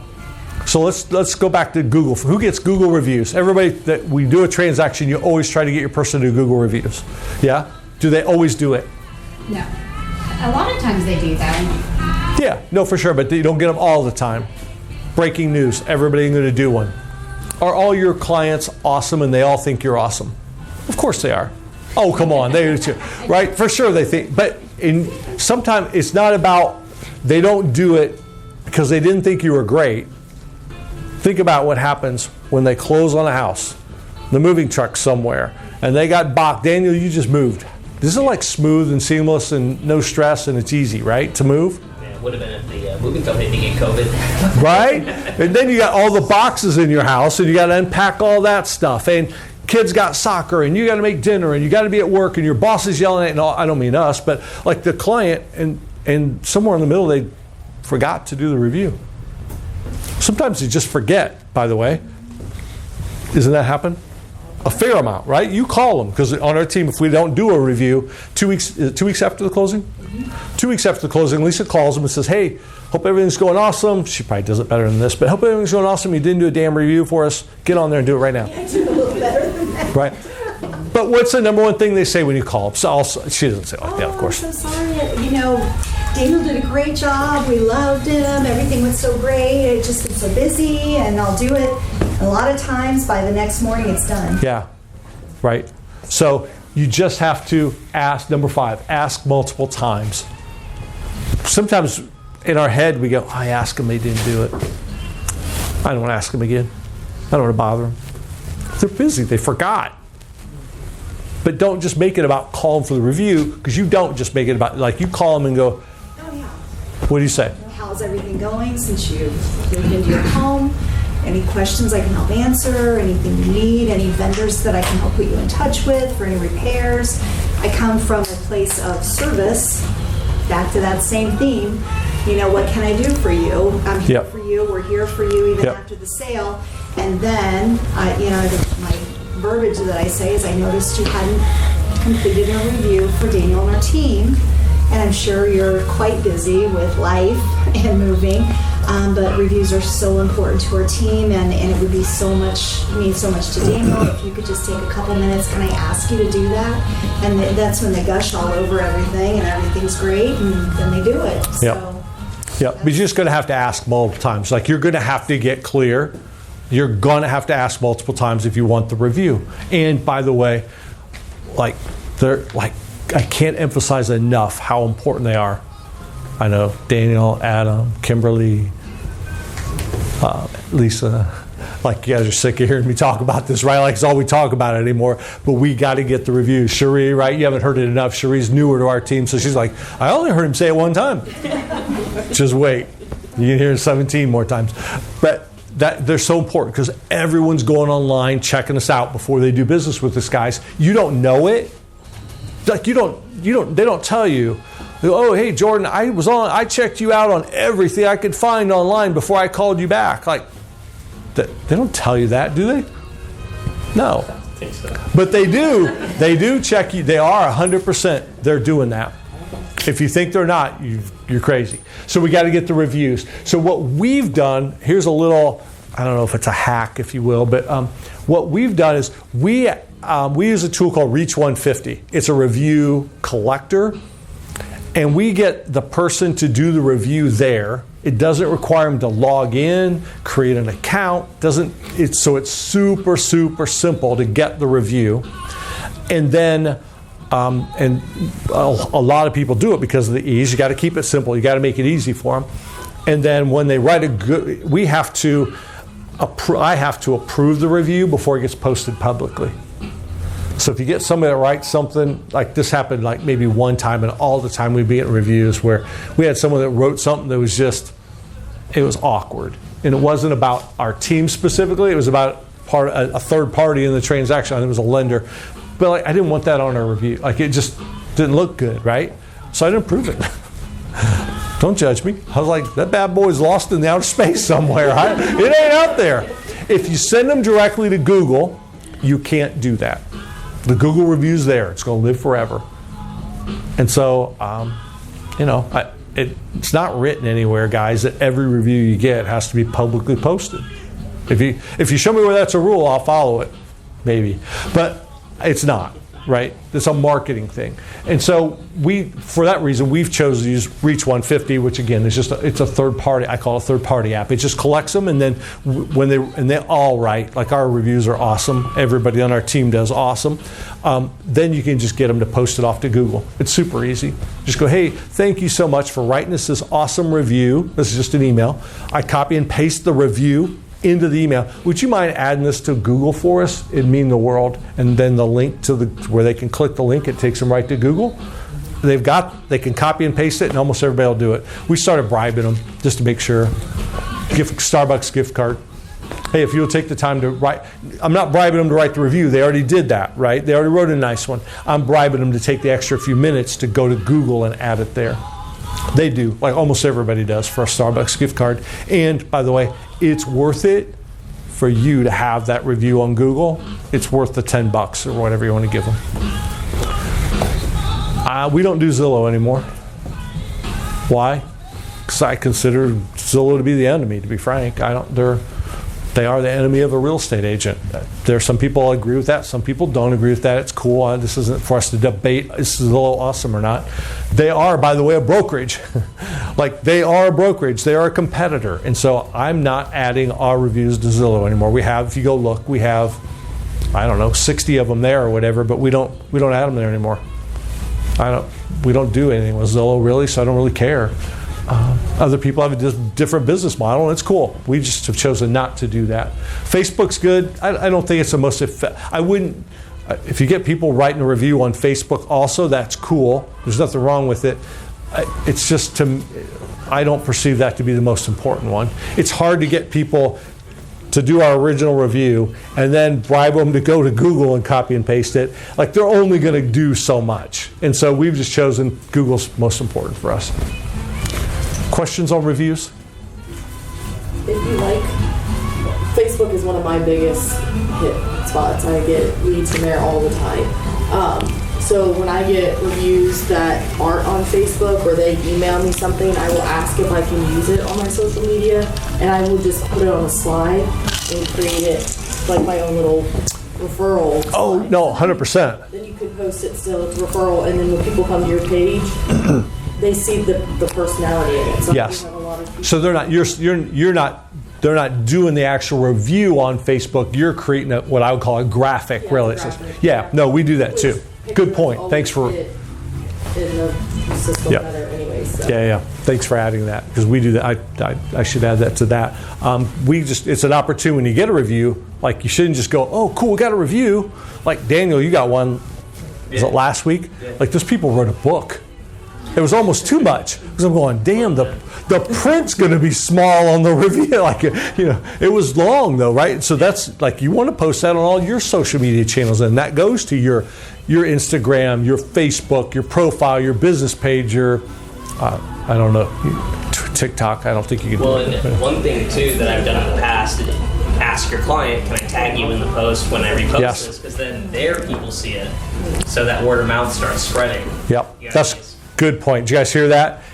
He posts it on social and tags, when he can, tags the client in that. So then, Daniel's people see it, but your client's circle, friends, your sphere see it also. It's a really good idea. So I do that. Sometimes I can tag them if a lot of the stuff I post on my page and then I share it to my personal page, because it gives people to interact on both platforms. But if you ask them to do that, sometimes instead of tagging them, you can ask them to share the post themselves, because it will also populate different in the Facebook world. Like all of those have shares, different get more catches views. and shares have different. Yeah. So sometimes tagging and then sharing, having the person, if you have a good relationship with, hey, can you share this? I can tag almost any of my clients. So I tag people who are like, I know they'll like to see it. Their grandma will love it. They bought their house or whatever. But if I have a close relationship, hey, can you share this on our page? They love that. Yep. They will talk about it. They're like, oh, this is my best friend. She's great. Use her. And then people will reach out based on that, seeing that and how somebody will talk about you. It's almost a review without a review. Yeah. No, for real. And I call it, we actually on our team, we call this the Adam Wald, right? Like this is where does it show up? What? Like posts? When you tag clients in there, right? Adam started doing this with sold graphics, right? Where you you take the picture of them on a graphic and you tag them in it, and what happens? You see it every year. It shows back up for the client. Yeah. So if you go, that anniversary post without sending your yes, right? Yep. So all your clients, and 100% of them don't. Like sometimes you can't tag people in it or whatever, but most of the time I see you do it. And so then like it just shows up in their memories. Like you go, it's free. Facebook, free. Build a big audience is free. And you can share it, like, reshare it, put it back out there, whatever if you want to. God, it's hard to believe this was 2 years ago, Bill and Sally. I still loved our time together looking at homes or whatever. Right? Yeah, so the more you can create interaction in that stuff is huge. But the online business review graphic is a great strategy for that. Yes? I'd say this is more for the people that don't have, upper close to 5,000 friends. If the client shares it and they have people that you're not friends with liking the post, then you should certainly add them. Yes. Do a little search. I always put it very minimalistically on their profile picture. If they didn't have Bud Light, a cigarette, or blowing weed smoke in the camera, I was going to add them. So, right. And that's how I got to 5,000 slowly through mutual friends of mutual friends. Yep. That way I don't have people in Tokyo like in my post that I can't do business with. Right. Yeah. No, that's a really good point. Yeah. If you're going to do that, make sure you do it within the day that they have liked or commented on that post, because if not, when you request them, they're like, who is this? Yeah. And if you're still fresh in their mind, like, oh, she sold their house or whatever, then they're more likely to actually accept the friend request instead of just sitting in a dead limbo. Yeah, no, it's a good tip for sure. And by the way, they don't all, right? They don't all accept. So if they don't accept your friend request, so what? They don't want to be your friend. Whatever. Move on. But we all need more friends, right? That's a fact. Right? Personal development, like this is huge for me. This is huge for me. This has been probably close to an obsession for me. What? It's just timing you. Oh, I don't know. I'm good. We're good.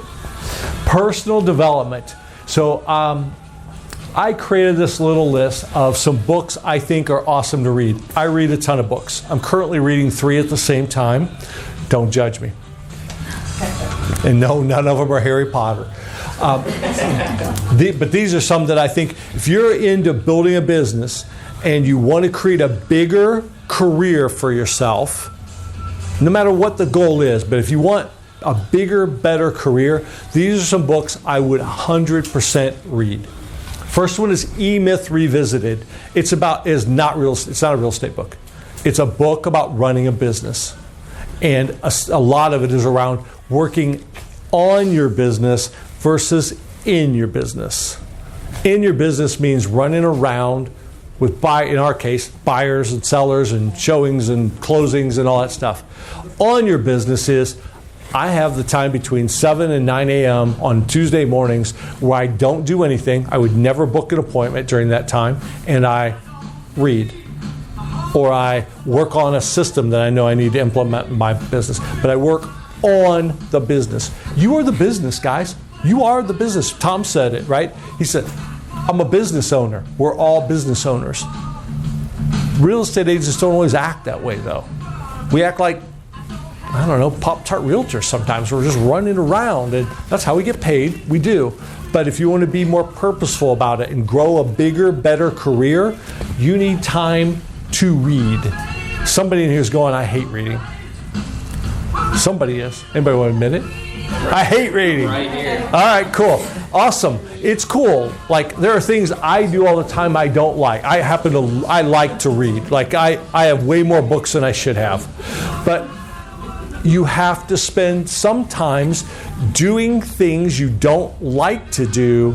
Like, who loves is anybody like 100% just really like working out? Like, God, I love it when my legs are killing me because I love it when I can't lift my arms because I was lifting. Do anybody really love that? No, but we do it because we know it's good for us. Mental exercise. So, E-Myth Revisited is super good one. I've probably read E-Myth Revisited 4 or 5 times, 100%. It's not long. You can. None of these are killer books. Shoe Dog. This is the most interesting autobiography-ish I've ever read. There's a couple of them, but Shoe Dog is a story of Phil Knight, the founder of Nike. It is. I've read it twice. It was just that good.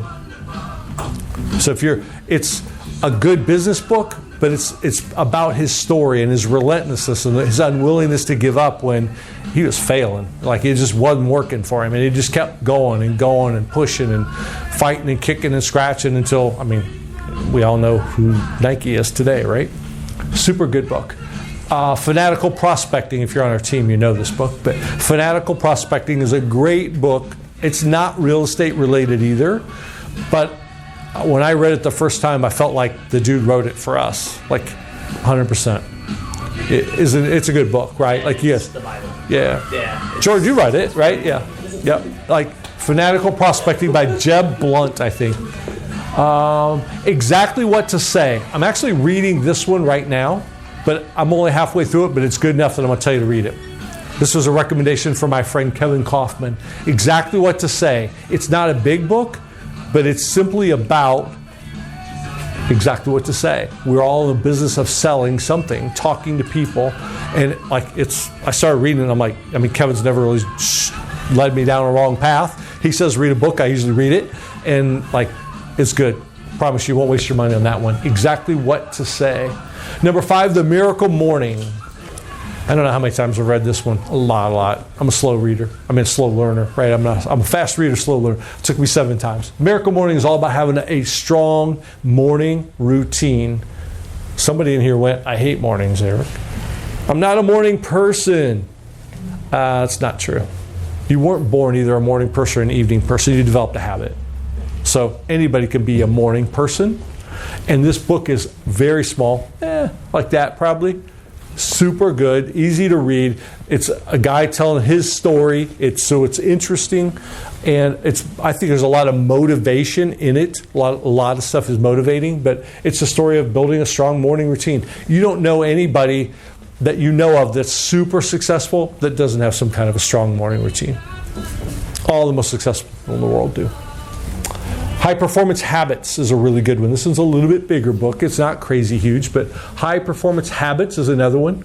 The Compound Effect by Darren Hardy. Tom, that's a big book for Tom, right? Tom, if Tom was here, he would say that's the best book probably, or one of his. Darren Hardy is huge, yeah. You can get emails from him every morning. Yep. Short little snippets. Yep. Actually, I think didn't he give you that book? Tom gave you that book, I think, The Compound Effect. Yep. And the last one on my list, by the way, this is not a list of all the books I've read. This is just what I tried to pick as some of the best ones that I thought you should read. The last one, number 8, is the 10X Rule by Grant Cardone. Most of you probably heard of Grant Cardone. Anybody not? Anybody go, who the heck's Grant Cardone? Most of us know who he is. He's a big sales guy. He's not really real estate related either. So full disclosure, I'm not the biggest Grant Cardone fan. Like if you look at his YouTube stuff or some like, he can get a little loud and boisterous and over the top for me.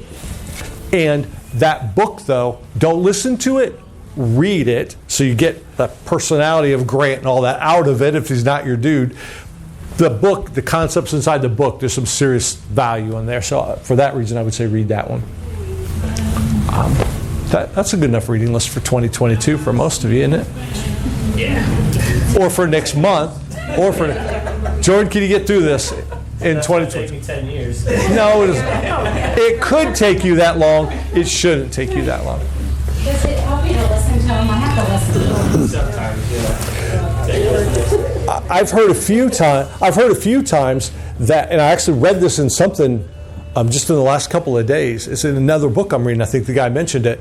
That the very best way he's found, and I've heard other people say it, is to get the book and Audible or book. It's not book on tape anymore, but you get the idea, the Audible type thing, where you're listening to it and reading it at the same time. I've not done it, but I keep hearing people talk about that, where you can get through it that way, where you're reading it and listening to it at the same time, and it really sinks in because you're getting it in two different channels, if you will, or whatever. Podcasts and videos. I could have made a list of 22 of these probably. Here's the thing I've realized even about me. There's so much content out today. Like I'm submerged in it. I recently realized that, where like I have so much stuff that I go, I need to watch that. I need to watch that. I need to watch that. Oh my God, I got to listen to that. I got to read that. And it's impossible for me. I'm a big reader and a big morning watching videos and stuff, and I can't keep up. So I've really started trying to pare it down. Like there's a lot of stuff that I would a year ago went, oh my God, I got to save that link. I don't anymore. I've tried to pare down who are my gurus, if you will. Who am I willing to spend some time with? Because I only have a limited amount of time. You can't listen to everybody. You shouldn't. Ed Milet, I'm a huge fan of. Ed Milet is not a real estate guy. He's a motivational speaker. He's a businessman. He does this podcast where he interviews some of the, he just did one a couple weeks ago with Tony Robbins. He's interviewed all kinds of people. I like to watch his stuff on YouTube. He's got a YouTube channel that's epic. All the stuff goes there. He's got the #1 podcast rated in the world. Yeah. Of course. I'll be seeing him on April 8th and 9th in Vegas. Oh, nice. He's there with E.T. and Tyler Devereaux. Oh, nice. Yeah, it'd be a really cool experience. Yeah, we saw him live. Yeah, I don't remember where we were. I do. We were in Orlando at a conference. I actually have the video recording of it because it was so good. I made him send it. I bribed him to send it to me. You pay the guy a lot of money and he controls where it goes and stuff. But I got a copy of it sent to me. I think I shared it in the team group one time. Yeah. What? It's going to be in Vegas. Would you say 8th and 9th? 8th and 9th, yeah. Yeah, we'll be in Vegas then too. See you later. Yeah. I'm a huge fan of his.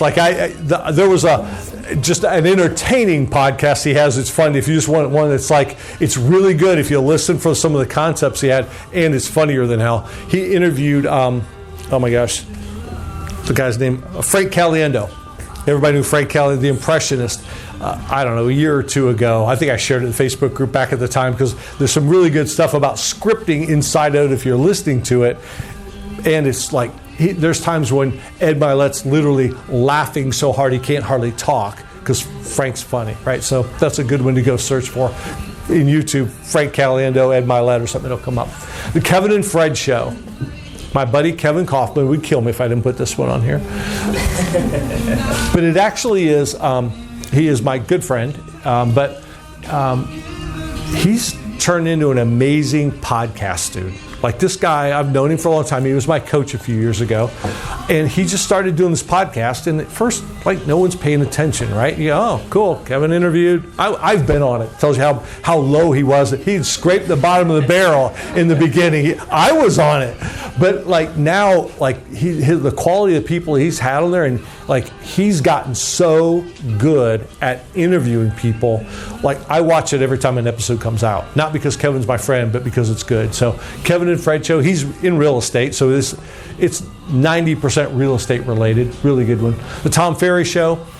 Tom Ferry's a real estate coach. He's part of my problem with content. He produces too much now. But he's got, at the beginning of the year, he launched 4 new shows, if you will, he releases every week. It's kind of overload. So I'm trying to pick and choose when I know about the people that are on it, but he's creating a lot of great real estate content. I'm not a Tom Ferry, he's not my coach. I don't pay him or anything, so I didn't get paid to put him up there, but there's a lot of really good stuff inside of his ecosystem. And the Grit podcast is another one that has made the cut for me. It's you can find it on YouTube. Just Google Grit podcast. It's a guy owns this real estate technology company. He just interviews top real estate people every week, every 2 weeks. I'm not sure the cadence of when it comes out, but it's just people who are really producing in real estate. There's no fake BS, stage talk like, it sounds like they're all good, and then you find out behind the scenes they don't really do anything. These guys are legit producers in the business, running teams and sales teams, that type of thing. So the Grit podcast would be my number 4. So how are you going to get this stuff in your schedule? You got to get it. Oh, I know. You're in your car all the time. Yeah, for real. So I feel maybe I'm the only person that just has bad days in real estate. I'm like, wow, I really suck at this. But I'll put one of these on before a listing appointment or a buyer consultation or strategy session, and then I get out and I'm like, I'm a rock star, I'm untouchable, I'm the best you're gonna get. So you might as well just stop right here and let's go to work.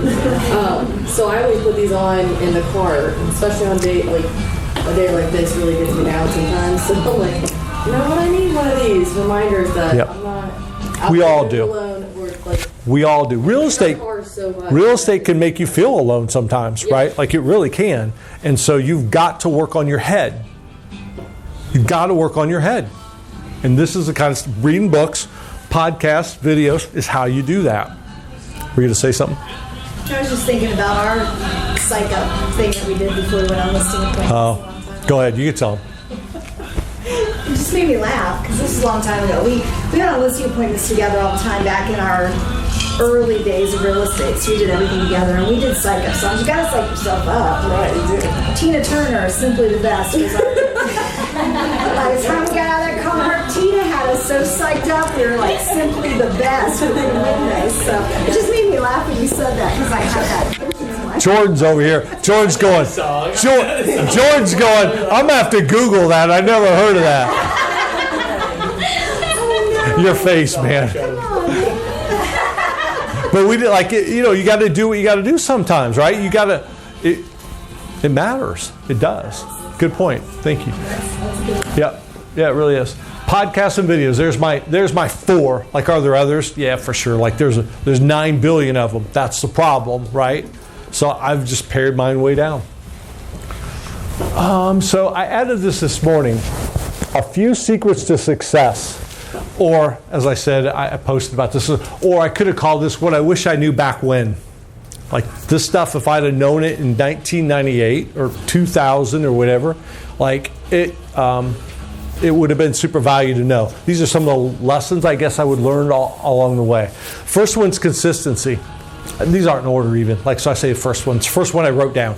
Consistency is a secret, guys. Everybody in real estate, we all know largely what to do, right? Kendra, you know what to do, right? You know what to do. Like, there ain't no secrets in real estate. Like, what the hell you mean a few secrets, Eric? Like, there ain't no secrets. These are my secrets. But like we all know what to do, right? But the consistency of doing them is what separates the top 20% and everybody else. It's consistency. The best people production-wise that I know in real estate aren't always the smartest people I know. They're not. but they almost always are the most consistent people. Want to crush social media? I don't think there's magic in what you post all the time. It's that you do post all the time. You want to be awesome at lead generation, lead conversion? Just do it all the time. Don't do it once a week or once a month or when you feel like it, right? If you did lead generation when you felt like it and you live in Ohio, you would never do lead generation in January, December because it's the holidays. January, I ain't feeling it's cold. February, I'm tired of winter and I ain't seen the sun in 17 days. Like you would never, if you just did this stuff when you felt like it, you would never do it. Consistency matters. Like I guess I kind of knew that in the beginning, but man, how aware I am right now of that part is off the charts. Second one is written goals. Duh. Have we all heard that? Got to write your goals down. Our mom and dad probably told us like when we were 7 or something, right? Got to write your goals down. No kidding.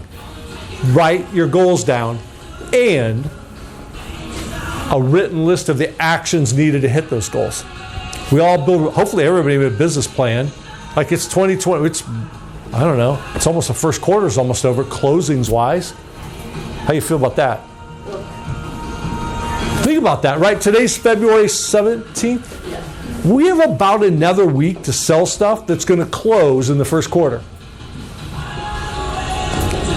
25% of the year is largely over real estate wise. Holy crap. I don't know about y'all, but we got to stop here. We got to get to work. What are we doing here? Right, what are we doing here? Thank you. What are we doing here? So written goals, but then the written list of actions that are going to be needed to hit those goals. That's what we got to have, right? The fact we know the goal. I want to sell 72 houses this year. Awesome. Tell me what that looks like. What will have to happen? How many people we have to talk to every week? How many times you have to do an open house? If you could find a listing that you could do an open house for. How many postcards you have to mail? How many posts you have to make on social? Get it? But you got to have, it's not just, oh, I got this. I wrote my goal down. Jim Rohn said I should write my goal down. Awesome. What the hell are you going to do? What's the action steps? And then take them. Take them. But you got to have a written list of actions needed to hit your goals. Number 4, if I was going to put these in order, I would say 4 is number 1. This one, it took me way longer than it should have to figure this one out. I'm not going to lie. Having a tribe of achievers that you're connected to. I know the moment that really changed for me was in April of, I think, 2018. I saw this guy I barely knew. His name's Kevin Kaufman, who's now a very good friend of mine. But at the time, we were friends on Facebook, which means, hell, we really didn't even know each other, right? Like, I mean, we're all friends with people we don't even know, right? But he posted this thing. He put this post on there. This guy running this big team in Arizona that I probably met at a convention or something. He said, I've got one opening on my schedule, on my coaching schedule for someone who's interested, something like that. And I'm like, I ain't mentioning my name. I ain't doing that. But I did. I said, yes, I'd like to talk to you about that. And we set up a call and hit it off right away. He goes, so tell me how this, I remember he said, we were closing the call. He said, tell me how you feel about this call. And I said, well, man, I think it was awesome. I'd love to, have you be my coach. He goes, yeah, me too. I think this was I think we connected good. This is a great call. Let's do this. And that was the beginning of where I had this guy in my business now who was doing way more than I was doing at the time. Our team was doing at the time, not even close. And Kevin is a connector. Like, he knows freaking everybody in real estate. Like, I don't even know how he knows all the people he knows. He's good at that. And, his buddy Fred Weaver, they're business partners. They run that team together. And all of a sudden I started to be connected to these guys. And then I went to one of their events and I met this guy named Andrew Franklin, who was at RE/MAX at the time and running this big team doing 400 deals a year. And I'm like, dang, 400 deals is a lot. It was his dad's team. He had taken it over. By the way, last year they did 1,800 transactions, so he's kind of grown from there. But I meet this guy, and like all of a sudden we're buds, and like we're texting sometimes, helping each other with business stuff, and all of a sudden these big thinking people are part of my tribe. And it's different. Had I known that if I'd have known that in 2005, I would have gotten so serious about that, growing that part, because everything is possible when you know the right people. And so if you don't have the right tribe of achievers, like that would be my number one. And by the way, this might get taken the wrong way, and I don't mean for it to. I'm always on the lookout now for who can be the next person. And it's not that I'm really replacing somebody in my tribe, but like I'm top grading, right? Kevin and Fred will always be part of my circle, right? And who can be, like Jay Kinder is starting to leak in there. He's this big dude, he's successful in the real estate world. Like, Jay and I ain't buds yet, right? But I'm working on it, right? So when you have this big tribe, there's never going to be a problem you won't be able to solve in your business. If you go, how do I convert more leads that I'm generating? Well, number one, I can tell you how to do that. But if you've got a problem in your business, you don't know how to handle it, like you might come to me and you go, Eric, how do I handle it? And I'll go, I'm not sure exactly what I would say about that. Let's get Fred on the phone, or Kevin on the phone, or Jay on the phone, or whoever. There's no problem I can't solve in real estate. If a broker owner came to me today and said, I need to fix my inside of my company, I'm not a broker owner. Just want you to know that you're still recording. Wow. This is awesome. Yeah, I know. I was looking back at the camera. I'm going, the battery's going to go the whole rest of the time I need it to. My recorder's going. I'm like, we're good. You guys you can't see my final couple slides. I don't know if I know what they were anyway. So who cares? My laptop's probably still on. I can see. We don't have to close out our tab. Let's try it. Right? Dang. I guess we used too much of their juice. But I have a circle, basically, guys, of people that there's no problem in real estate I couldn't help someone solve. And I'm constantly on a mission to keep up in that game. That's what you should too. You go home tonight. Get your here. You got a tablet. Take this with you. Yeah, I know it's got my name on it. Rip that part off. It's on every page. Sorry. But right on here, 1, 2, 3, 4, 5. And who are the 5 people? And then just look at it and you go, is that good enough for me? Not they're bad people. You're not cutting them out of your life. I'm just talking about a pure business sense. Who are your 5? And are they good enough for you right now? And how can you improve it? Now I got to look at my computer. Keeps trying to come back on, doesn't it? You don't know what you don't know was the last one of my secrets. You don't know what you don't know, to me, means since that time when I met Kevin that first time, there are things I started to think about very early on in meeting him and going to that first event there, I never even really thought about in real estate and building a business. I never even thought of them. They weren't problems for me because I didn't know about them. Right? Our business is way more systematized right now because of those guys, because they had really built out a system, a systems-based team, easy for me to say. Stuff that like I would have never even thought to get inside our business, that they're like, duh, yeah, do this. So you don't know what you don't know until you immerse yourself in business with people who think bigger. Oh, it came back. Awesome. We are getting 100%, we're getting a discount. Right? I actually like it better. No, it's good. Yeah. Oh, good. Bringing it all together. So I think this is the last slide. We're doing good on time. Bringing it all together. We unpacked a lot of stuff. It went pretty fast, 100%. I know it did, right? And I said at the beginning, we're going to go fast and we're not going to talk about every daggone detail of everything. Like if we'd have tackled transaction management, we could have gone through, you guys said, show me your plan. We could have gone through that. We could have gone through line by line and we'd be here till 7 o'clock. Right? Yeah. Right. Right. So we weren't never going to tackle all of the details. So all the things we talked about today, though, you can't do it all at once, and I don't want you to try. I heard this really smart guy, his name Dan Beer. He runs a big real estate team in San Diego. They do way more business than my mind can wrap around. San Diego is a very high-priced market, right? They do, I don't know, their average sale price is probably close to $1 million. They're going to sell like 700 homes this year. Do the math. I know, right? I don't know how to do the math. Most of us in this room aren't $1 million real estate agents. I say most of us because apparently there is one. Right. You can't do everything, but Dan said the difference between successful people in real estate, this is true across the board, but we're talking about real estate here.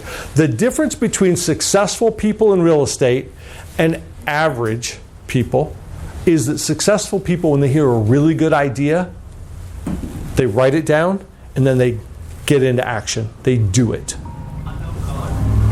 Hey, the music's back. Oh, no, that's you. No, that's all right. Get that? Successful people, when they hear a really good idea they know they need in their business, they write it down and they get into action immediately on it. Most people go to a conference, a training, a webinar, whatever you're doing here at this workshop, and I heard a bunch of things, and I need to get these things in my business someday. And it's still on a list, in a tablet, in your drawer, that you know you need to pull out one of these days. That's the gap. It's action, getting into action. So I don't think you should try to do all these things. I think you should choose one or two things that we talked about today that you go, I need to do that. I need to get better at that, and take action on them.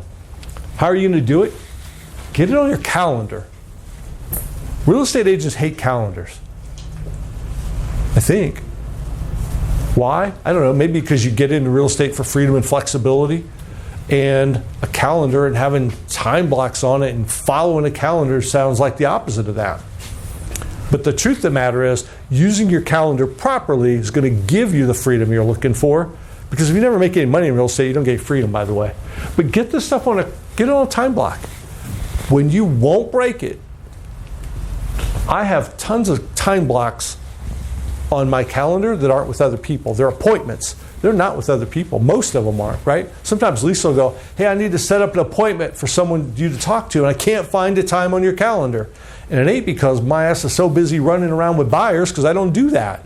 It's because I've blocked out, I need to work on this. I need to work on that. I'm teaching this, or I'm doing that. Some of it, like if you saw my calendar, you'd go, dude, there's more stuff blocked off for you than there is for other people. It's my job now to work on my business, right?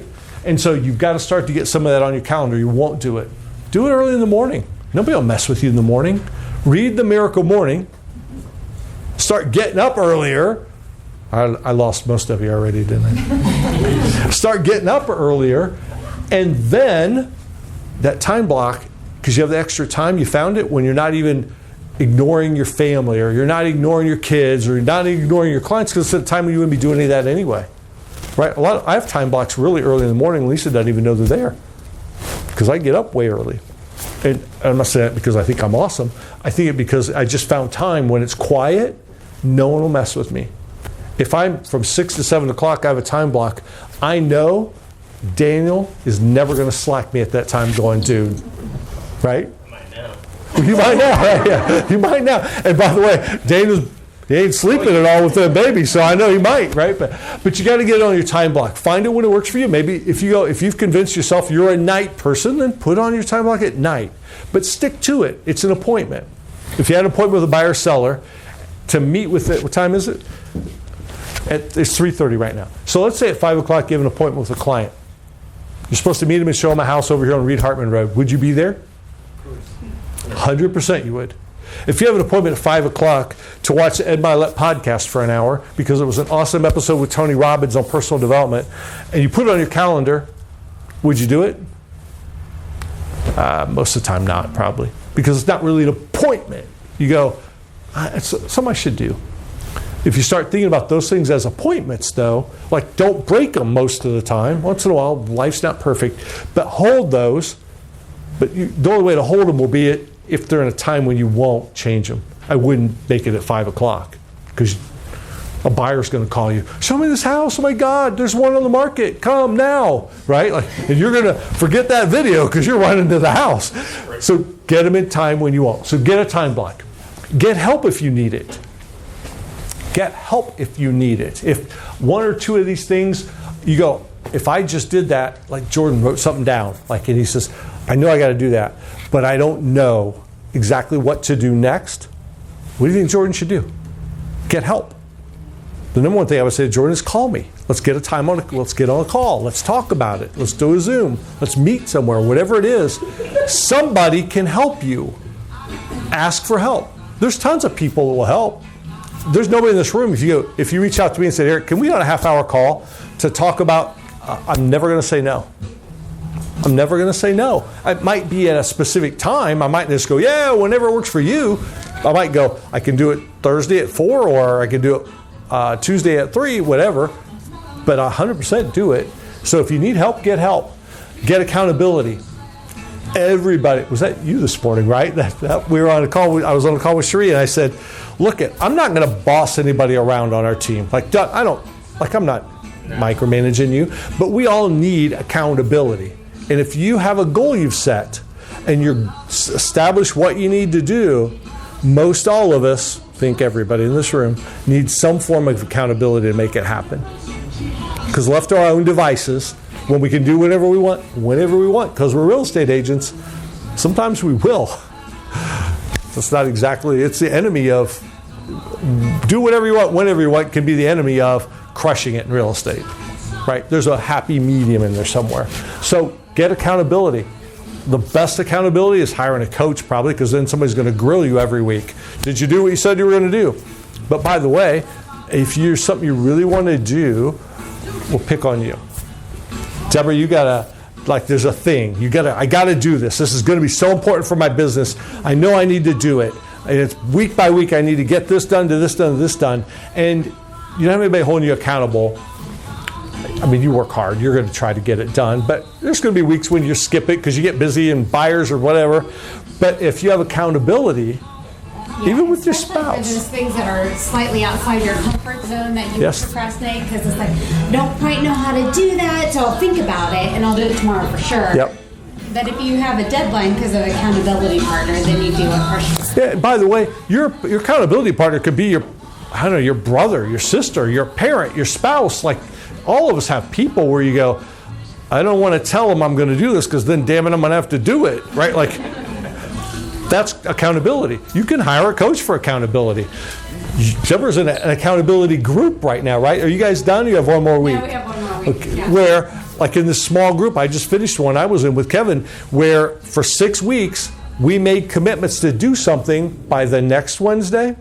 And then you had to show up on Wednesday and go on a Zoom call where you could see all your small group combatants, your partners, your dudes, and you go, I did it or I didn't do it. And I guess you could have made it up and go, I did it. But nobody was going to do that in that group. You knew when Wednesday was coming, if you hadn't done what you're supposed to do, you better get your butt in gear because you're going to have to fess up in front of your partners. Did you keep all your commitments? All but 1 week. I fell a little bit. I did 8% of it. Cool. Yep. I did this week. I didn't make mine. I missed it by that much. It was something out of my control. And then Kevin's lesson in that was, don't make commitments that aren't in your control to keep. Right? One of mine was I'm in this coaching course, and they give you homework every week.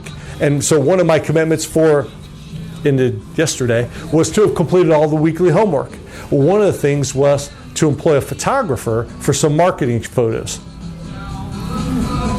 I couldn't get it done in the week because I couldn't get the photographer. I was like, Kevin goes, dude, you made the commitment. Was there a way you could have done it? This guy's my friend. He's talking to me this way. I said, well, I could have. At least just take some crappy photos with her phone. He goes, well, you could have, then you would have done it. So don't make commitments that aren't in your control was really the lesson there. But get accountability if you need it. Not if you need it. We all need it. So, that is the last official slide. Let's connect. So here are all my spots that I would love to connect with you guys if we're not already connected there. On Facebook, the first one's my profile. That's a 0, by the way. Eric Lowry 0, not a O. Why? I don't know, because Facebook wouldn't let me just have Eric Lowry at the time. A Facebook page that I have is Next Level Real Estate Now. I would love for you to go like that page.